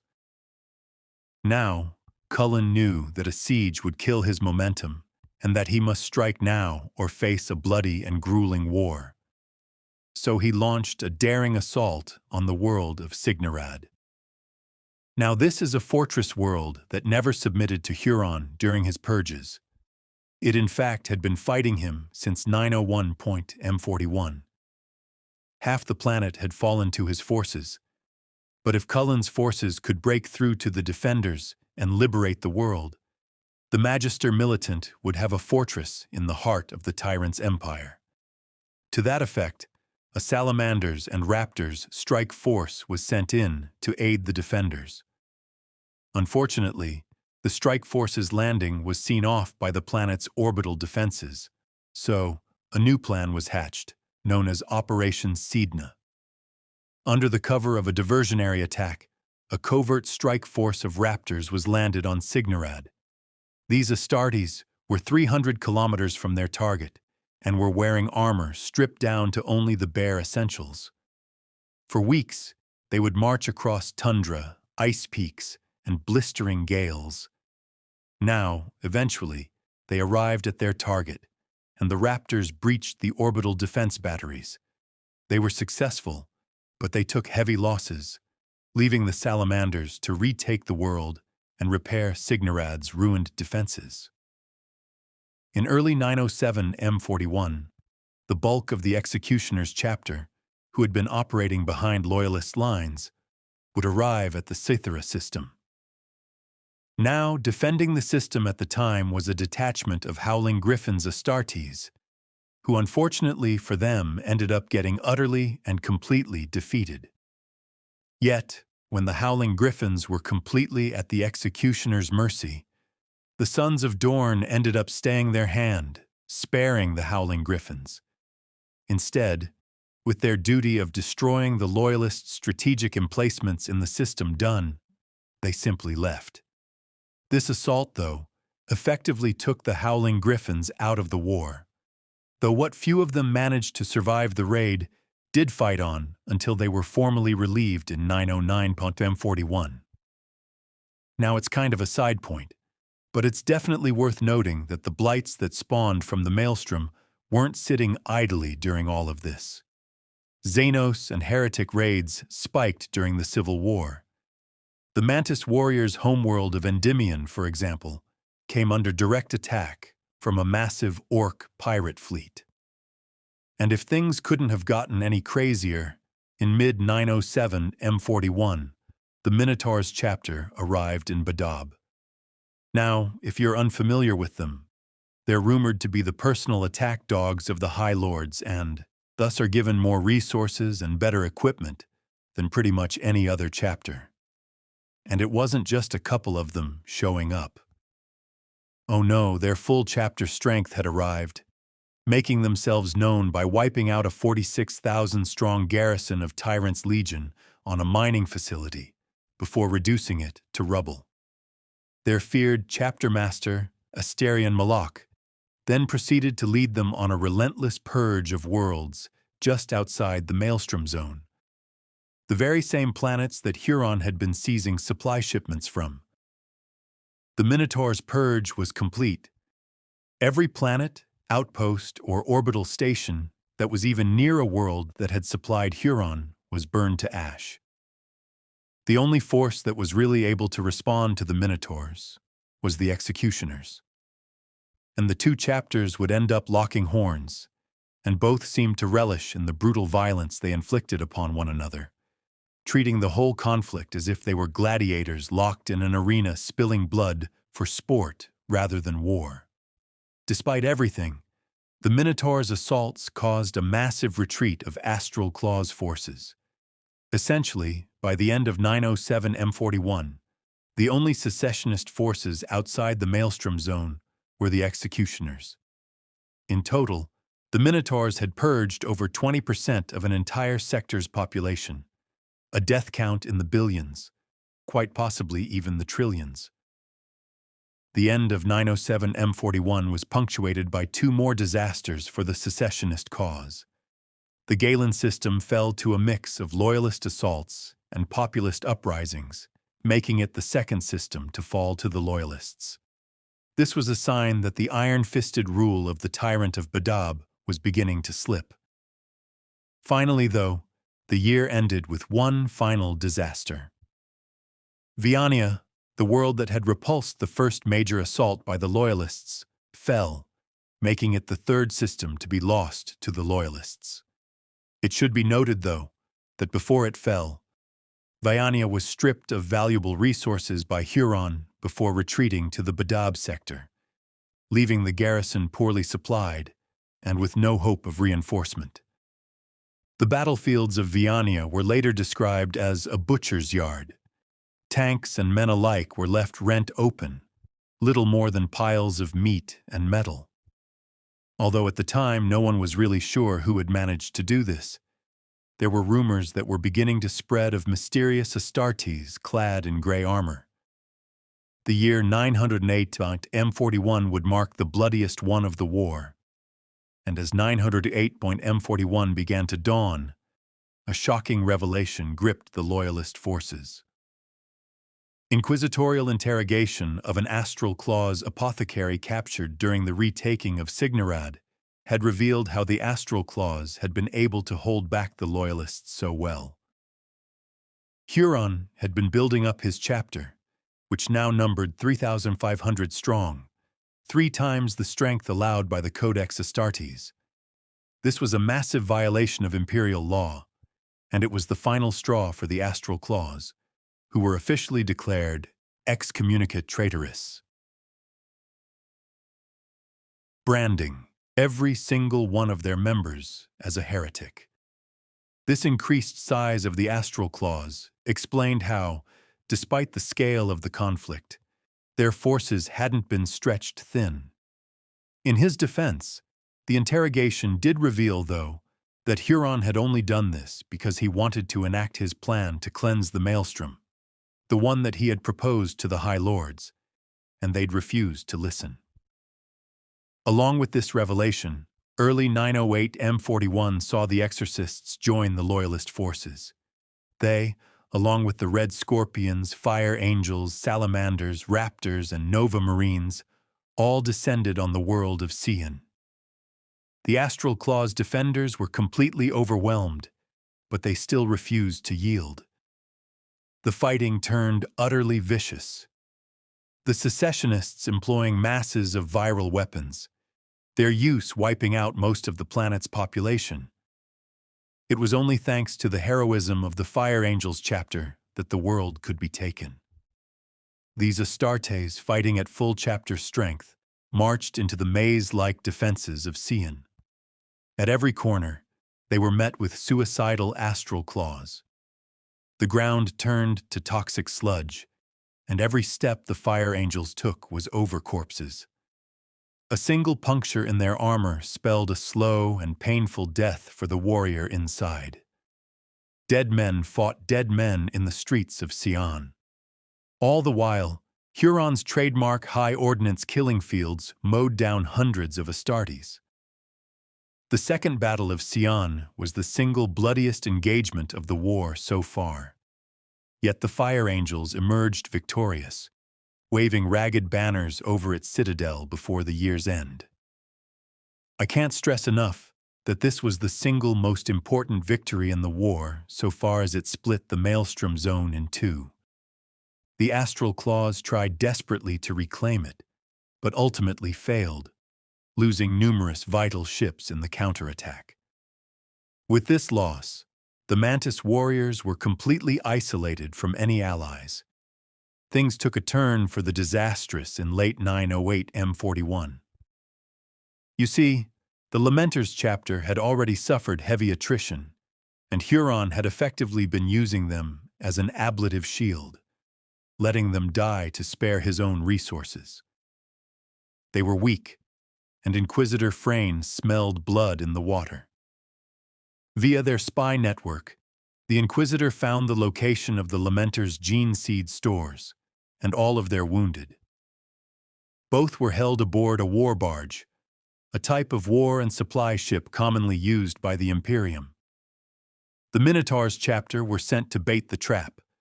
They began raiding the barge with probing assaults. Now, a chapter's gene seed is everything to them, so the Lamenters had no choice but to defend it in full strength. Their pleas to the Astral Claws for aid were ignored, and thus the Lamenters went to face their doom alone. What was left of the chapter set up defenses around the barge. They fought hard and reaped a heavy toll, but they were no match for the sheer might of the Minotaurs. The Lamenters were forced to surrender, finally removing them from the war. A few scattered pockets continued to fight, but they were of no strategic note. 908 M41 also saw a mass changing of the guard for the Loyalist forces as well. Essentially, the Inquisition wanted only the most ruthless chapters, like the Minotaurs, Exorcists, and Sons of Medusa. Frayne, at this point, wanted a complete bloody purge of the secessionists. By the end of 908 M41, the Nova Marines, Raptors, and Howling Griffins were all taken out of the war. However, the Salamanders, who had faced major pressure from Frayne to be reassigned, wielded their enormous influence to remain part of the war. By 909 M41, the death knell for the secessionists had begun to sound. The Lamenters were out of the war completely, while the Mantis warriors were reduced to fighting a desperate guerrilla resistance. Now, it's true they saw some major asset gains during this point, but they were utterly unable to hold any ground. The Astral Claws were standing by in the Badab sector, and Huron had given up control of anything outside of this region. The Tyrant had also become increasingly unstable and paranoid. His ambitions were in ruin, hopes of victory gone. Only one path lay in front of him, and that was the complete destruction of his chapter. The only real movement the secessionists had left was in the executioners, who skulked in the dark space around the Loyalist lines. Though they refused to take orders from Huron, simply doing as they pleased. 909 to M41 was ultimately a lull year in the Civil War. Yet, as it drew to a close, all could see the end of the war coming. All eyes turned to Badab, to the Palace of Thorns, all except for Huron's. Alone in his chambers, his eyes were fixed only on one thing, the Maelstrom itself. His ambitions had turned to dust. His dream of giving the Imperium a new empire was a nightmare of his own creation. Everyone he knew, everyone he cared for, was going to die. And it had all been his fault, no others. He had betrayed his friends and comrades.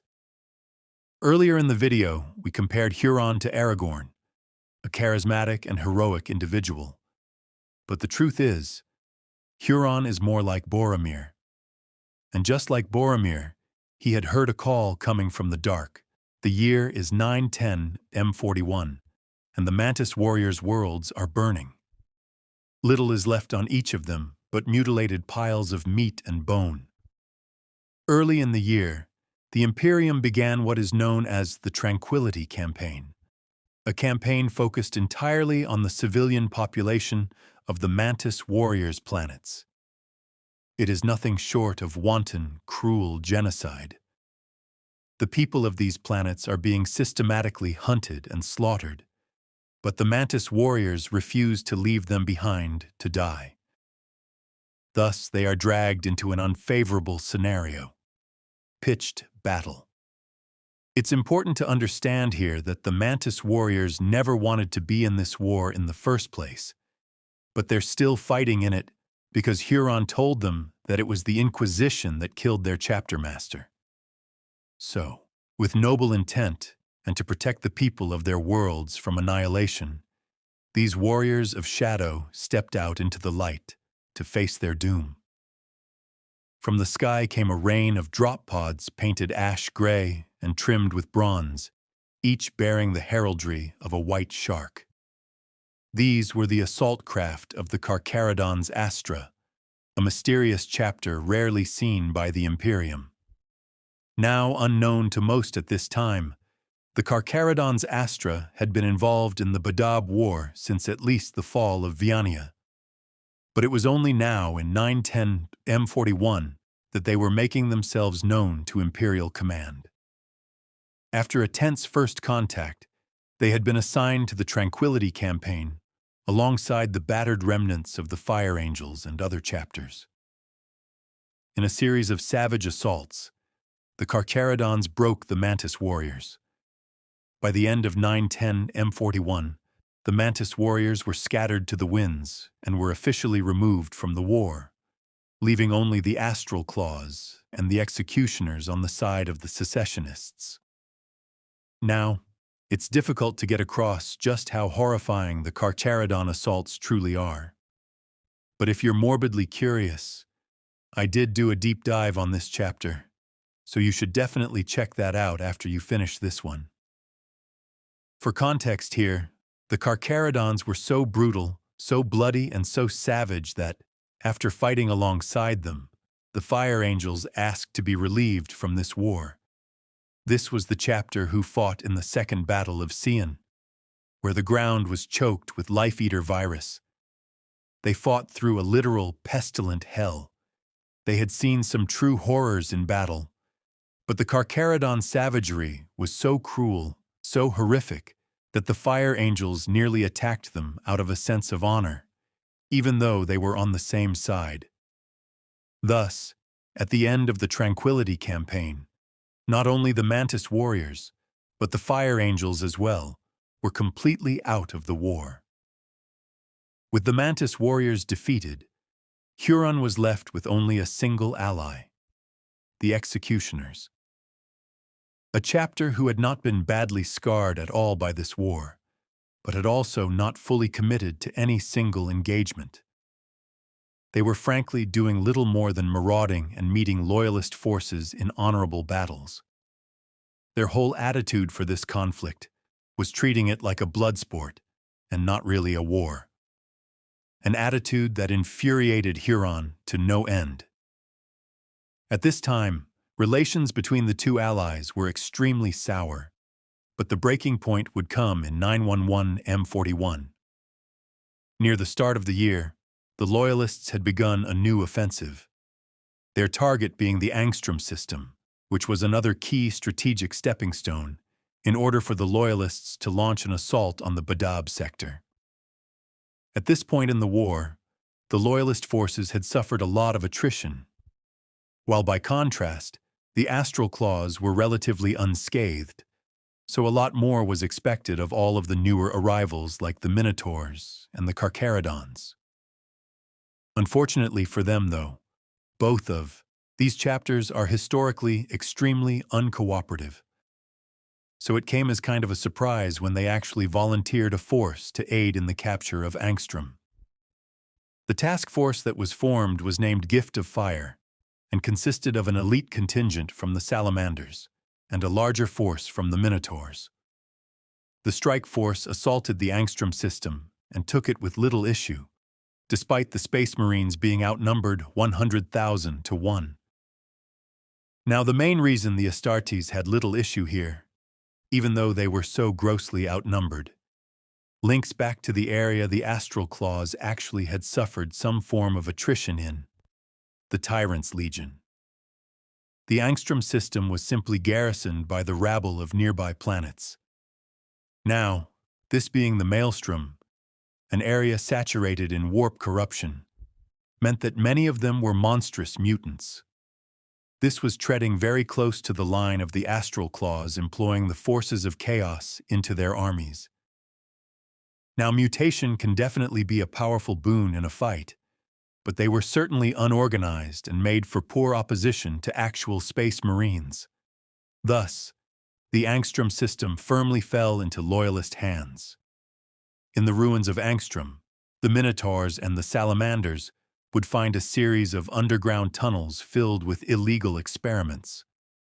Worst of all was a cache of gene seed taken by the hated corpse-taker apothecaries. This was a cadre of apothecaries employed as part of the Tyrant's Legion, who would pick the battlefield clean of Astartes, taking gene seed from loyalist and secessionist forces alike. It was only here on Angstrom that the full extent of Huron's thievery was revealed. An act that disgusted every loyalist space marine to their core. Think about it. Stealing resources and ambushing shipping lanes and stuff like that, that's one thing. It's not good, but it's expected in war. Taking the gene seed from your defeated foes, literally taking the essence of a chapter. That's an insult on a completely different level for Space Marines. The cache of stolen gene seed would be recovered and loaded into the Salamander's battle barge, the Forge of Glory. Though when the task force fell back to link up with the Imperial lines, they encountered a rough patch in the warp. Now, warp travel is best likened to sailing the seas during the golden age of sail. And what happened was the task force fleet had encountered a storm and ended up scattered. And one of the ships separated from the rest of the fleet was the Forge of Glory itself, which unfortunately turned up in Astral Claws-held territory. This infamous ship had helped inflict numerous massive defeats on the Astral Claws at this point in the war. So the local Astral Claws commander, Commodius, leapt at the opportunity to take the ship as a prize, contacting some nearby executioners' forces to help them capture it. The combined force of executioners and Astral Claws would end up being too much for the Salamanders, though they did put up a fierce fight and repelled multiple boarding actions before the ship was finally disabled. The executioners then offered the Salamanders an honorable surrender, which the commander, Pelas Mirsan, accepted. Just a side note, the secessionists have no idea how big of a capture Pelas Mirsan actually is. He had been working hand in hand with Carib Cullen to coordinate the entire war effort. Plus, he's been the commander for numerous important actions in the war so far. The executioners accepted the surrender and agreed to lead the Forge of Glory out of the war zone, on the condition that all those aboard would not continue fighting within the war. Meanwhile, Commodius led his boarding force to capture the ship's armory and raid it for supplies, violating the surrender his allies had just accepted. Worse still, Commodius assaulted the battle barge's gene seed vault, hoping to not only recover the gene seed the Loyalists had seized in the Angstrom system, but to steal the Sons of Nocturne's own stores as well. When the executioners learned of what Commodius had done, they flew into a blind rage. This was a sacrilegious act that violated everything they stood for. Mirsan explained to the outraged Sons of Dorn that this wasn't the first time the Astral Claws had done something like this. So he detailed to them in full the acts of the Astral Claws' corpse-taker cadres. So incandescent with rage were the executioners that they immediately turned on their allies. The Salamanders and executioners butchered all the Astral Claws present. In the ensuing carnage, Mirsan personally claimed Commodius's head. Without a further word, the executioners left, and the Forge of Glory was able to make it to safe harbor. This incident, known as the Red Hour, would mark the end of the executioners' alliance with the Astral Claws, officially leaving the Tyrant of Badab completely alone against the Imperium. Though, if that wasn't enough, the executioners wouldn't just simply leave the war. They would instead annihilate all of the Astral Claws' hidden bases outside the Badab sector. Now, eventually, the executioners would fully exit the war in 912-41 when Captain Mirsan came to them with an honorable truce, allowing the executioners to stand down and reside on Nocturne until the war had ended. Lufgt Huron took the betrayal of the executioners extremely badly. In a proclamation that officially ended any hope of any under his command rejoining the Imperium, Huron addressed his troops. The following is a paraphrase of what he said. The Imperium of man is an institution riddled with corruption. It is a bankrupt, rotting carcass fit only for the grave and the crows. We shall no longer toil for this institute that has demonized us, bled us, and betrayed us. We sought only to ennoble mankind, to build an empire worthy of humanity, no longer. We shall strike to make an empire worthy of man, but a sovereign state dedicated to the survival and the triumph of mankind. I swear to you, my loyal warriors, my glorious legion, that I will fight till my last breath to avenge our dead against those that have betrayed us, that the freedoms given to us by our right as Astartes will not be infringed upon by these beggars, bureaucrats, and traitors. We are the guards of the Maelstrom, and we need no others, for we are strong, and the strong are strongest alone. Following this speech, which by the way was broadcast throughout his entire domain, Huron would order a massive purge. All symbols of imperial authority were destroyed, and all clerics were purged. It's important to remember that despite the Imperium declaring them heretics, the citizens and troops of Badab still worshipped the Emperor of mankind. They still believed in the Imperium. But this speech and these purges ended that. The Astral Claws had become cruel. They violently lashed out at the populace of their planets. Random, brutal purges were commonplace. Astral Claws simply slaughtering people for perceived slights. All the while, Huron grew more paranoid, hidden within the Palace of Thorns. Many assassins had tried to take his life at this point, and during these purges, one got dangerously close. At this point, the Astral Claws were no longer protectors in any form. They'd always been stern disciplinarians since Huron took control, but now they were just brutal, bullying tyrants. The general mood of his fellow Astartes was little better. All they simply desired was to inflict as much pain as possible on the enemy before they died. At this point, they were no longer just secessionists. They were full-blown traitors. In late 911 M41, Lord Commander Cullen put into action the first step in his plan for the fall of the Badab sector, the invasion of Pyros. Often considered the gateway to Badab, this was a system with a stable warp route to the Badab system. If the Loyalists could take this, they could strike directly at Huron's fortress. The invasion of Pyros was heralded by a series of exploratory raids from the Red Scorpions, Exorcists, and Minotaurs. But only the Red Scorpions and the Exorcists would join the full assault, alongside a large contingent of the Imperial Navy. In total, the equivalent of 6 full companies were drawn up for the invasion. Unfortunately, though, the invasion fleet was met with immediate disaster. Warp storms damaged several of their ships, and a few of them were even lost. Worse still, this meant the Loyalist fleet was spat back out into real space far from their desired entry point. Their initial plan had been to arrive close to the enemy to take them by surprise. Though due to the storms, they arrived several days outside of the Pyros system, completely losing the element of surprise. This meant the fleet had to endure days of long-range torpedo bombardment as they closed with the enemy defenses.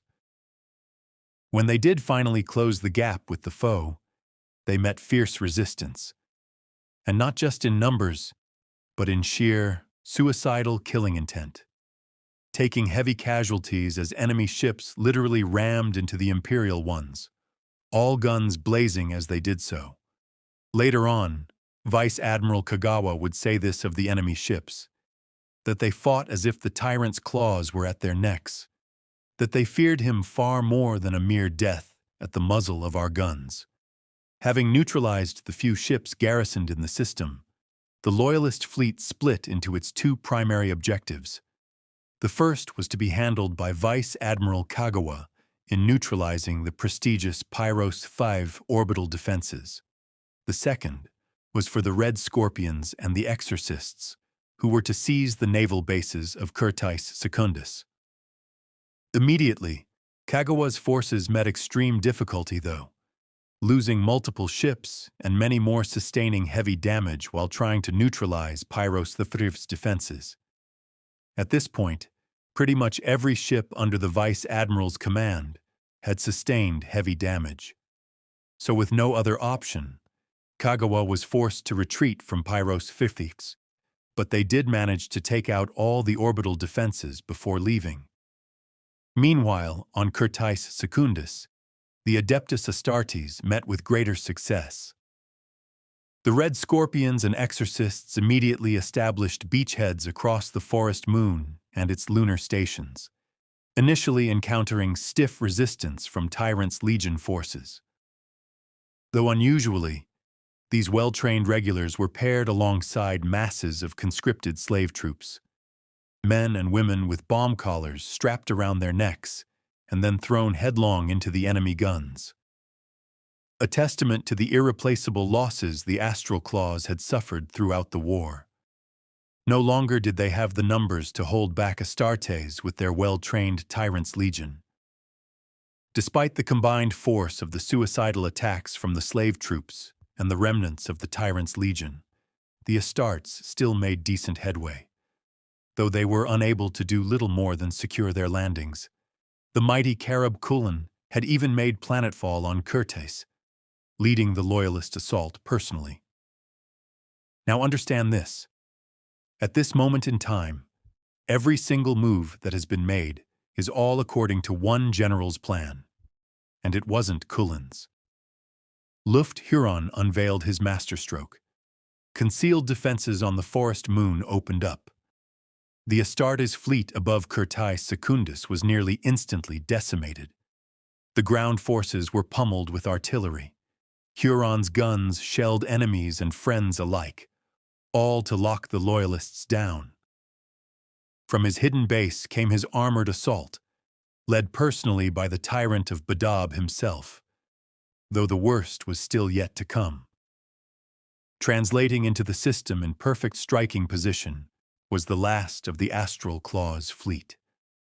At its head, the Seraph of Judgment, the last Astral Claws battle barge in existence. The last and largest major naval engagement of the war was about to begin. The secessionist fleet stormed into the system, seeking to cut off the two parts of the Imperial fleet.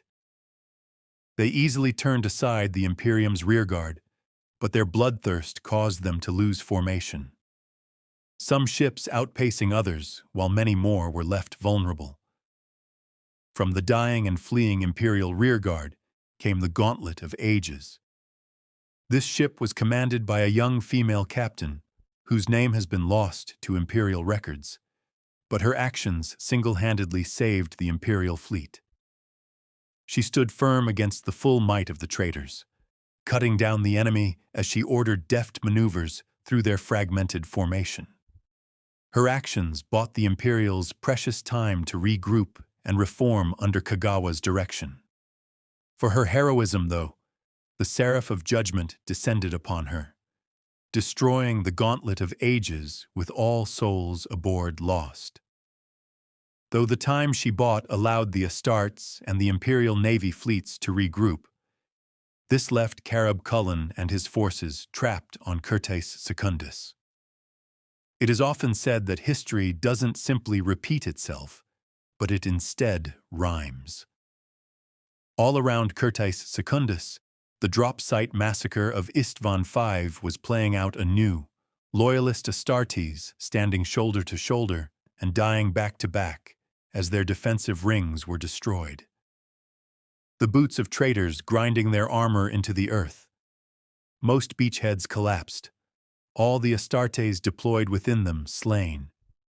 Only the main landing zone held out, Carab Cullen personally holding the line. This was where Huron personally attacked, leading his bodyguard into the fray, knowing that if Cullen fell, so too would their lines.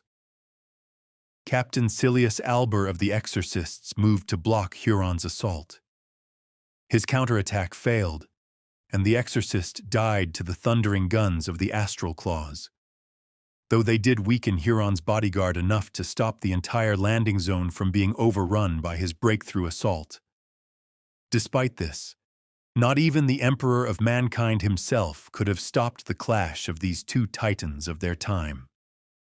Lufgt Huron and Carib Cullen personally met in battle atop a pile of rubble and dead.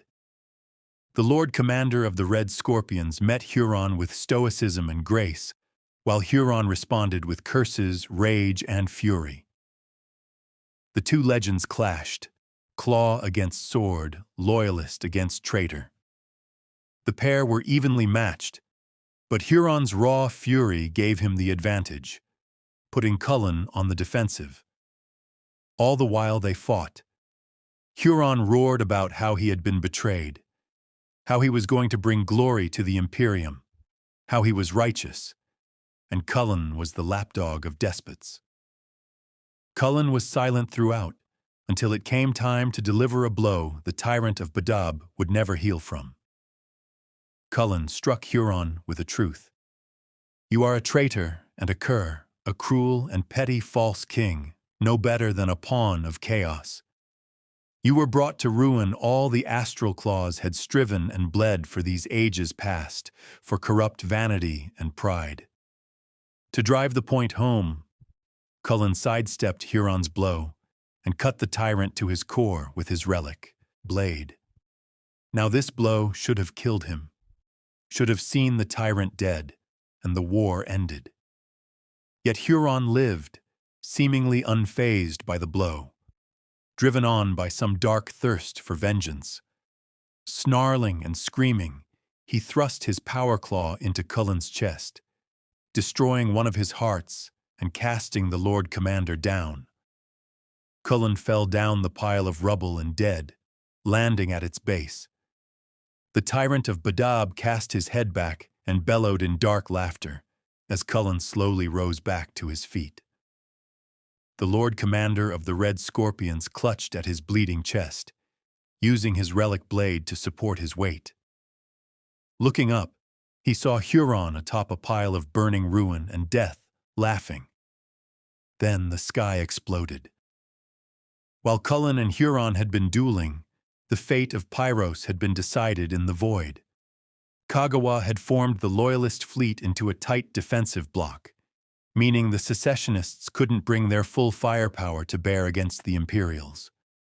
So enraged were the secessionists by this, that they opened fire anyway with their full broadsides, meaning many of their own ships were caught in the crossfire.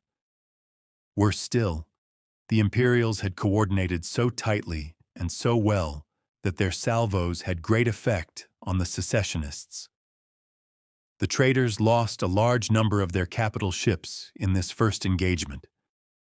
The two fleets broke apart, turned on a dime, and rushed headlong at each other. The Imperial's more disciplined formation proved to be its saving grace. The secessionist fleet splintered as Kagawa's forces punched through. The battle ended as the Seraph of Judgment detonated in a titanic explosion, while the remaining Imperial ships mopped up the remnants of the secessionist fleet. The Red Scorpion strike cruiser, the Redeemer, set out to save the remnants of the Astartes trapped on Curtice. Okay, so in a frankly insane attempt, the Redeemer effectively crashed itself into the forest moon. Now, Imperial ships of this size are never meant to enter the atmosphere. They're purely void craft. So by slamming the Redeemer into the atmosphere of the planet, the Red Scorpions created a huge impact wave, essentially akin to an asteroid striking the world. During this massive windstorm, the Redeemer deployed masses of Thunderhawks, extracting all the Astartes it could. Nearly tearing itself apart in the attempt, the Redeemer was successful, and the forces trapped on the moon were extracted. Even large swaths of the wounded were evacuated, including, of course, Carab Cullen. With their forces evacuated, the Imperials retreated from Pyros, not necessarily defeated, but definitely badly wounded. In truth, this was a case of Huron winning the battle but losing the war. He had put all of his remaining strength into this counter-assault. With his loss in the void, he could no longer contest any of the Imperium's naval efforts. Badly wounded himself, he ordered a massive retreat to Badab Primaris. Though Pyros effectively ended the Badab civil war, the war for the Badab system itself had just begun. After both sides retreated from Pyros, the war entered a period known as the Silent War. The Astral Claws didn't have the navy to make any moves, and the Loyalists didn't have the forces to break through the Ring of Steel. This period would last until early 913 M41 and was marked by lots of small engagements and a general retreat of the Astral Claws to the Badab system. Loyalists even noted at this time that some of the Astral Claws elements appeared to be deserting the Tyrant, fleeing into the Maelstrom where no Imperial could follow. This period ended with the arrival of the Star Phantoms in full chapter strength. Their fleet, combined with the repairs made to the ships that survived Pyros, meant that the Loyalists finally had a fleet that could break Badab.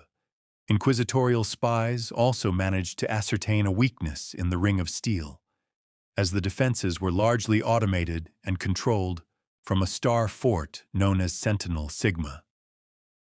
Now this vulnerability had emerged due to the now crippling paranoia of Huron himself. He refused to give many of his commanders any positions, meaning many of the Ring of Steel stations were fully automated and alone.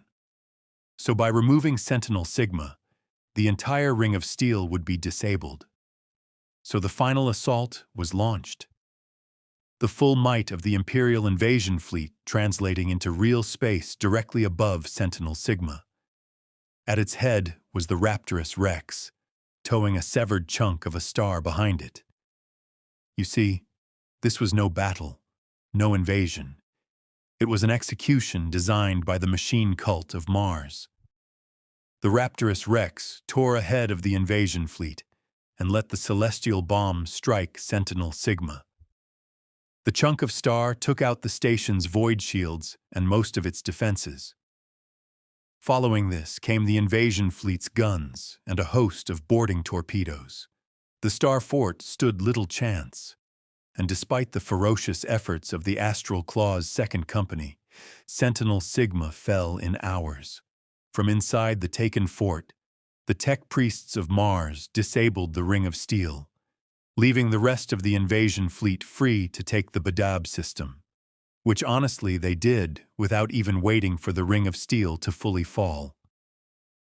Badab Secundus fell swiftly to the Minotaurs, who began violent and brutal purges of the governments Huron had set up. With the Badab system falling apart in short order, there was but one target left: Badab Primaris and the Palace of Thorns. Many clamored to be the ones to finally cut off the tyrant's head, but the duty ultimately fell to the fresh star phantoms, the Firehawks, the sons of Medusa, and the Carcharodon's Astra. Along with these Astartes forces, the Titan Legio Crucius was also assigned to this assault. The assault on Badab Primaris was broken down into three prongs. The first would be to take out Badab Primaris's orbital defenses. This would be left to the sons of Medusa, the Firehawks, and two companies of the Star Phantoms. The pacification of the general planet would fall to the Carcharodons, while the assault on the Palace of Thorns would be taken on by 7 full companies of Star Phantoms.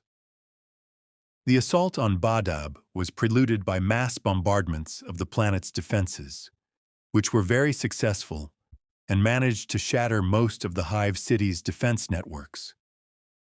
Following this came a mass of Thunderhawks and assault rams. So great was the destruction and so numerous the landing craft that half of Badab was flung into an artificial night from the choking smoke. After an hour, the titans of Legio Crucius made planetfall, reaping destruction across the planet and felling multiple hives. The Tyrant's legion fought a desperate defense, but the forces arrayed against them were simply too great. The Carcharodons offered no quarter, no chance of surrender. They simply slaughtered every soul they met. The Tyrant's legion died screaming for mercy, their vox nets flickering into silence one by one. The only thing that was even able to put up any kind of real resistance was the Palace of Thorns itself. It was safe from destruction via a powerful void shield. Though the palace's outer defenses were not so well protected, and the star phantoms were already storming them. The fighting was fierce. At every turn, the star phantoms were greeted by Huron's death traps, constantly stepping into fields of interlocking fire. The Tyrant's mastery of ordnance on clear display, paired with constant armored counterattacks. The star phantoms found themselves assaulting the same positions over and over again, taking 2 fire bases only to lose one they'd previously held. By the end of the first day of the assault, the palace was all that really remained. The outer defenses were choked with dead, the hives were all burning, and the orbital defenses were swiftly falling. No breach in the palace had been made. Even the Titans of Crucius had made no inroads to the citadel. Though this would ultimately matter little, because as the second day dawned, the Imperials descended into the bowels of the hive cities, setting explosives and silently retreating. The Carcharodons watched as the spires of Badab fell. Power across the world was lost, and all but the Palace of Thorns was reduced to rubble. With power lost, the Palace of Thorns' shields failed, allowing the Loyalists to finally bombard its guns. The Star Phantoms masked a large-scale Terminator assault to finally break the citadel. Every Astral Claw fought to their last breath, but they were all torn apart by lightning claws and thunder hammers. Yet, as the Star Phantoms breached the citadel, the world of Badab began to crumble under their feet. The sheer ferocity of the Imperial bombardment having wrought too much destruction upon the planet. To his credit, Huron managed to hold a defiant last stand in his crumbling citadel. Though it was over at this point, everything Huron had built was in rubble. His world was burning. The Astral Claws were all but completely annihilated. Everything he had ever built, all he had ever desired, was in ruin. He stood over the dead star phantoms that had come to claim his life. He struck down their commander, stepping over the fallen fool. He would have his vengeance. He would kill all these betrayers, these petty lapdogs of a rotten corpse god. But suddenly, a shot rang out. A beam of white-hot melta. In his arrogance, in his fury, he had thought the Star Phantom's captain dead. The warrior was merely wounded. The shot struck his iconic lightning claw, causing the relic to detonate. The explosion incinerated his right arm. His armor caught aflame. Slowly, all watched as the Tyrant of Badab fell, and the Badab War was finally over.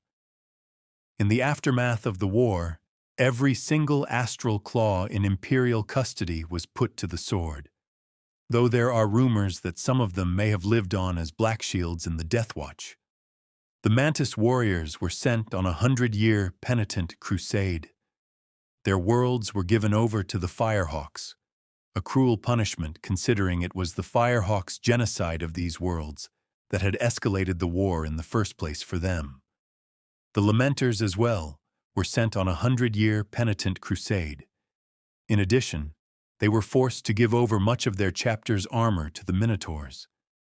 The executioners were given a lighter sentence by comparison. They too would undergo 100 years of penance, but their worlds would remain theirs, held in trust by the Salamanders chapter, till their penance was done. The Badab sector was given over to the Star Phantoms, but the Maelstrom Wardens were not refounded. The very last act of the Imperium during this whole affair was to order the expurgation of all records pertaining to the Astral Claws. They wished to forget Badab, to forget Huron, and simply move on. Now, some secessionists did manage to survive the war, with Imperial intelligence estimating around 200 had managed to retreat into the Maelstrom with Huron's body. Though in 927 M41, a report came in that chilled the Imperium to its bones. Pirate activity had spiked around the Maelstrom zone. A group of Astartes clad in blood-red armor bearing the clawed hand of the Tyrant were seen. Their lord was documented as saying to call himself Huron Blackheart. This was indeed the Tyrant of Badab, restored in twisted, gruesome flesh. In the years following, Huron would amass a force of raiders so great it would rival Abaddon the Despoiler's Black Legion. The Maelstrom zone would be far more dangerous, and the Imperium forever weakened. The records kept by the Imperium would have its citizens believe that Lufgt Huron was simply born bad, that he was a deeply flawed and troubled man, and his downfall was inevitable. But this is simply a lie. On the opposite end, though, to hail him as a pure and noble hero who was simply pushed into the clutches of chaos by the Imperium itself also lacks a certain degree of nuance. The truth, as is all too often the case, is far more of a gray area. And this is the reason why Badab and Huron stories are considered to be some of the finest lore ever written by Games Workshop. Huron was vain and glory-hungry. He purged those he saw as lesser, who would dare question his dominion as an Astartes. Yet under his rule, the Maelstrom was the safest it had ever been. The only true sacrifice required was a bunch of greedy nobles. And let's be honest, the Imperium already has enough of those as it is. The simple fact is Badab and Huron's fall were caused by the High Lords not granting his request, which seemed perfectly reasonable at the time. Yet I think even if they had told him why, even if they had listened to him, even if they had a conversation with him and treated him like a person and not a slave, the moment they said no, Huron's path to damnation would have been set regardless. It was always his ambition, his arrogance that was his bane, not just the stubborn ignorance of the High Lords, which fair enough is super easy to point at as the main cause for all this. The greatest blow Huron was ever dealt was by Cullen. Those words that he spoke to him during their battle cut him to his core, and he was never the same again. But let me know what you think of all this down in the comments. Was Huron actually a hero who was forced into damnation by ignorant bureaucrats? Or was he always a black-hearted monster whose fall was going to happen one way or the other? Now, I'm not going to lie to you. We cut a lot of lore out of the whole Badab War to tell this story and make it an abridged version that was easy to follow. So if you enjoyed this video, I highly recommend you read the books for yourself. As I said, it's some of the best lore that Games Workshop has ever written. And if you want to hear about any of the other chapters or characters that were mentioned in this, definitely let me know about it down in the comment section. Anyways, as always, leave your questions, comments, concerns, corrections, and ideas for future videos down in the comment section below. Big thanks to everyone who supports all the work that I do, and I will catch you all in the next one.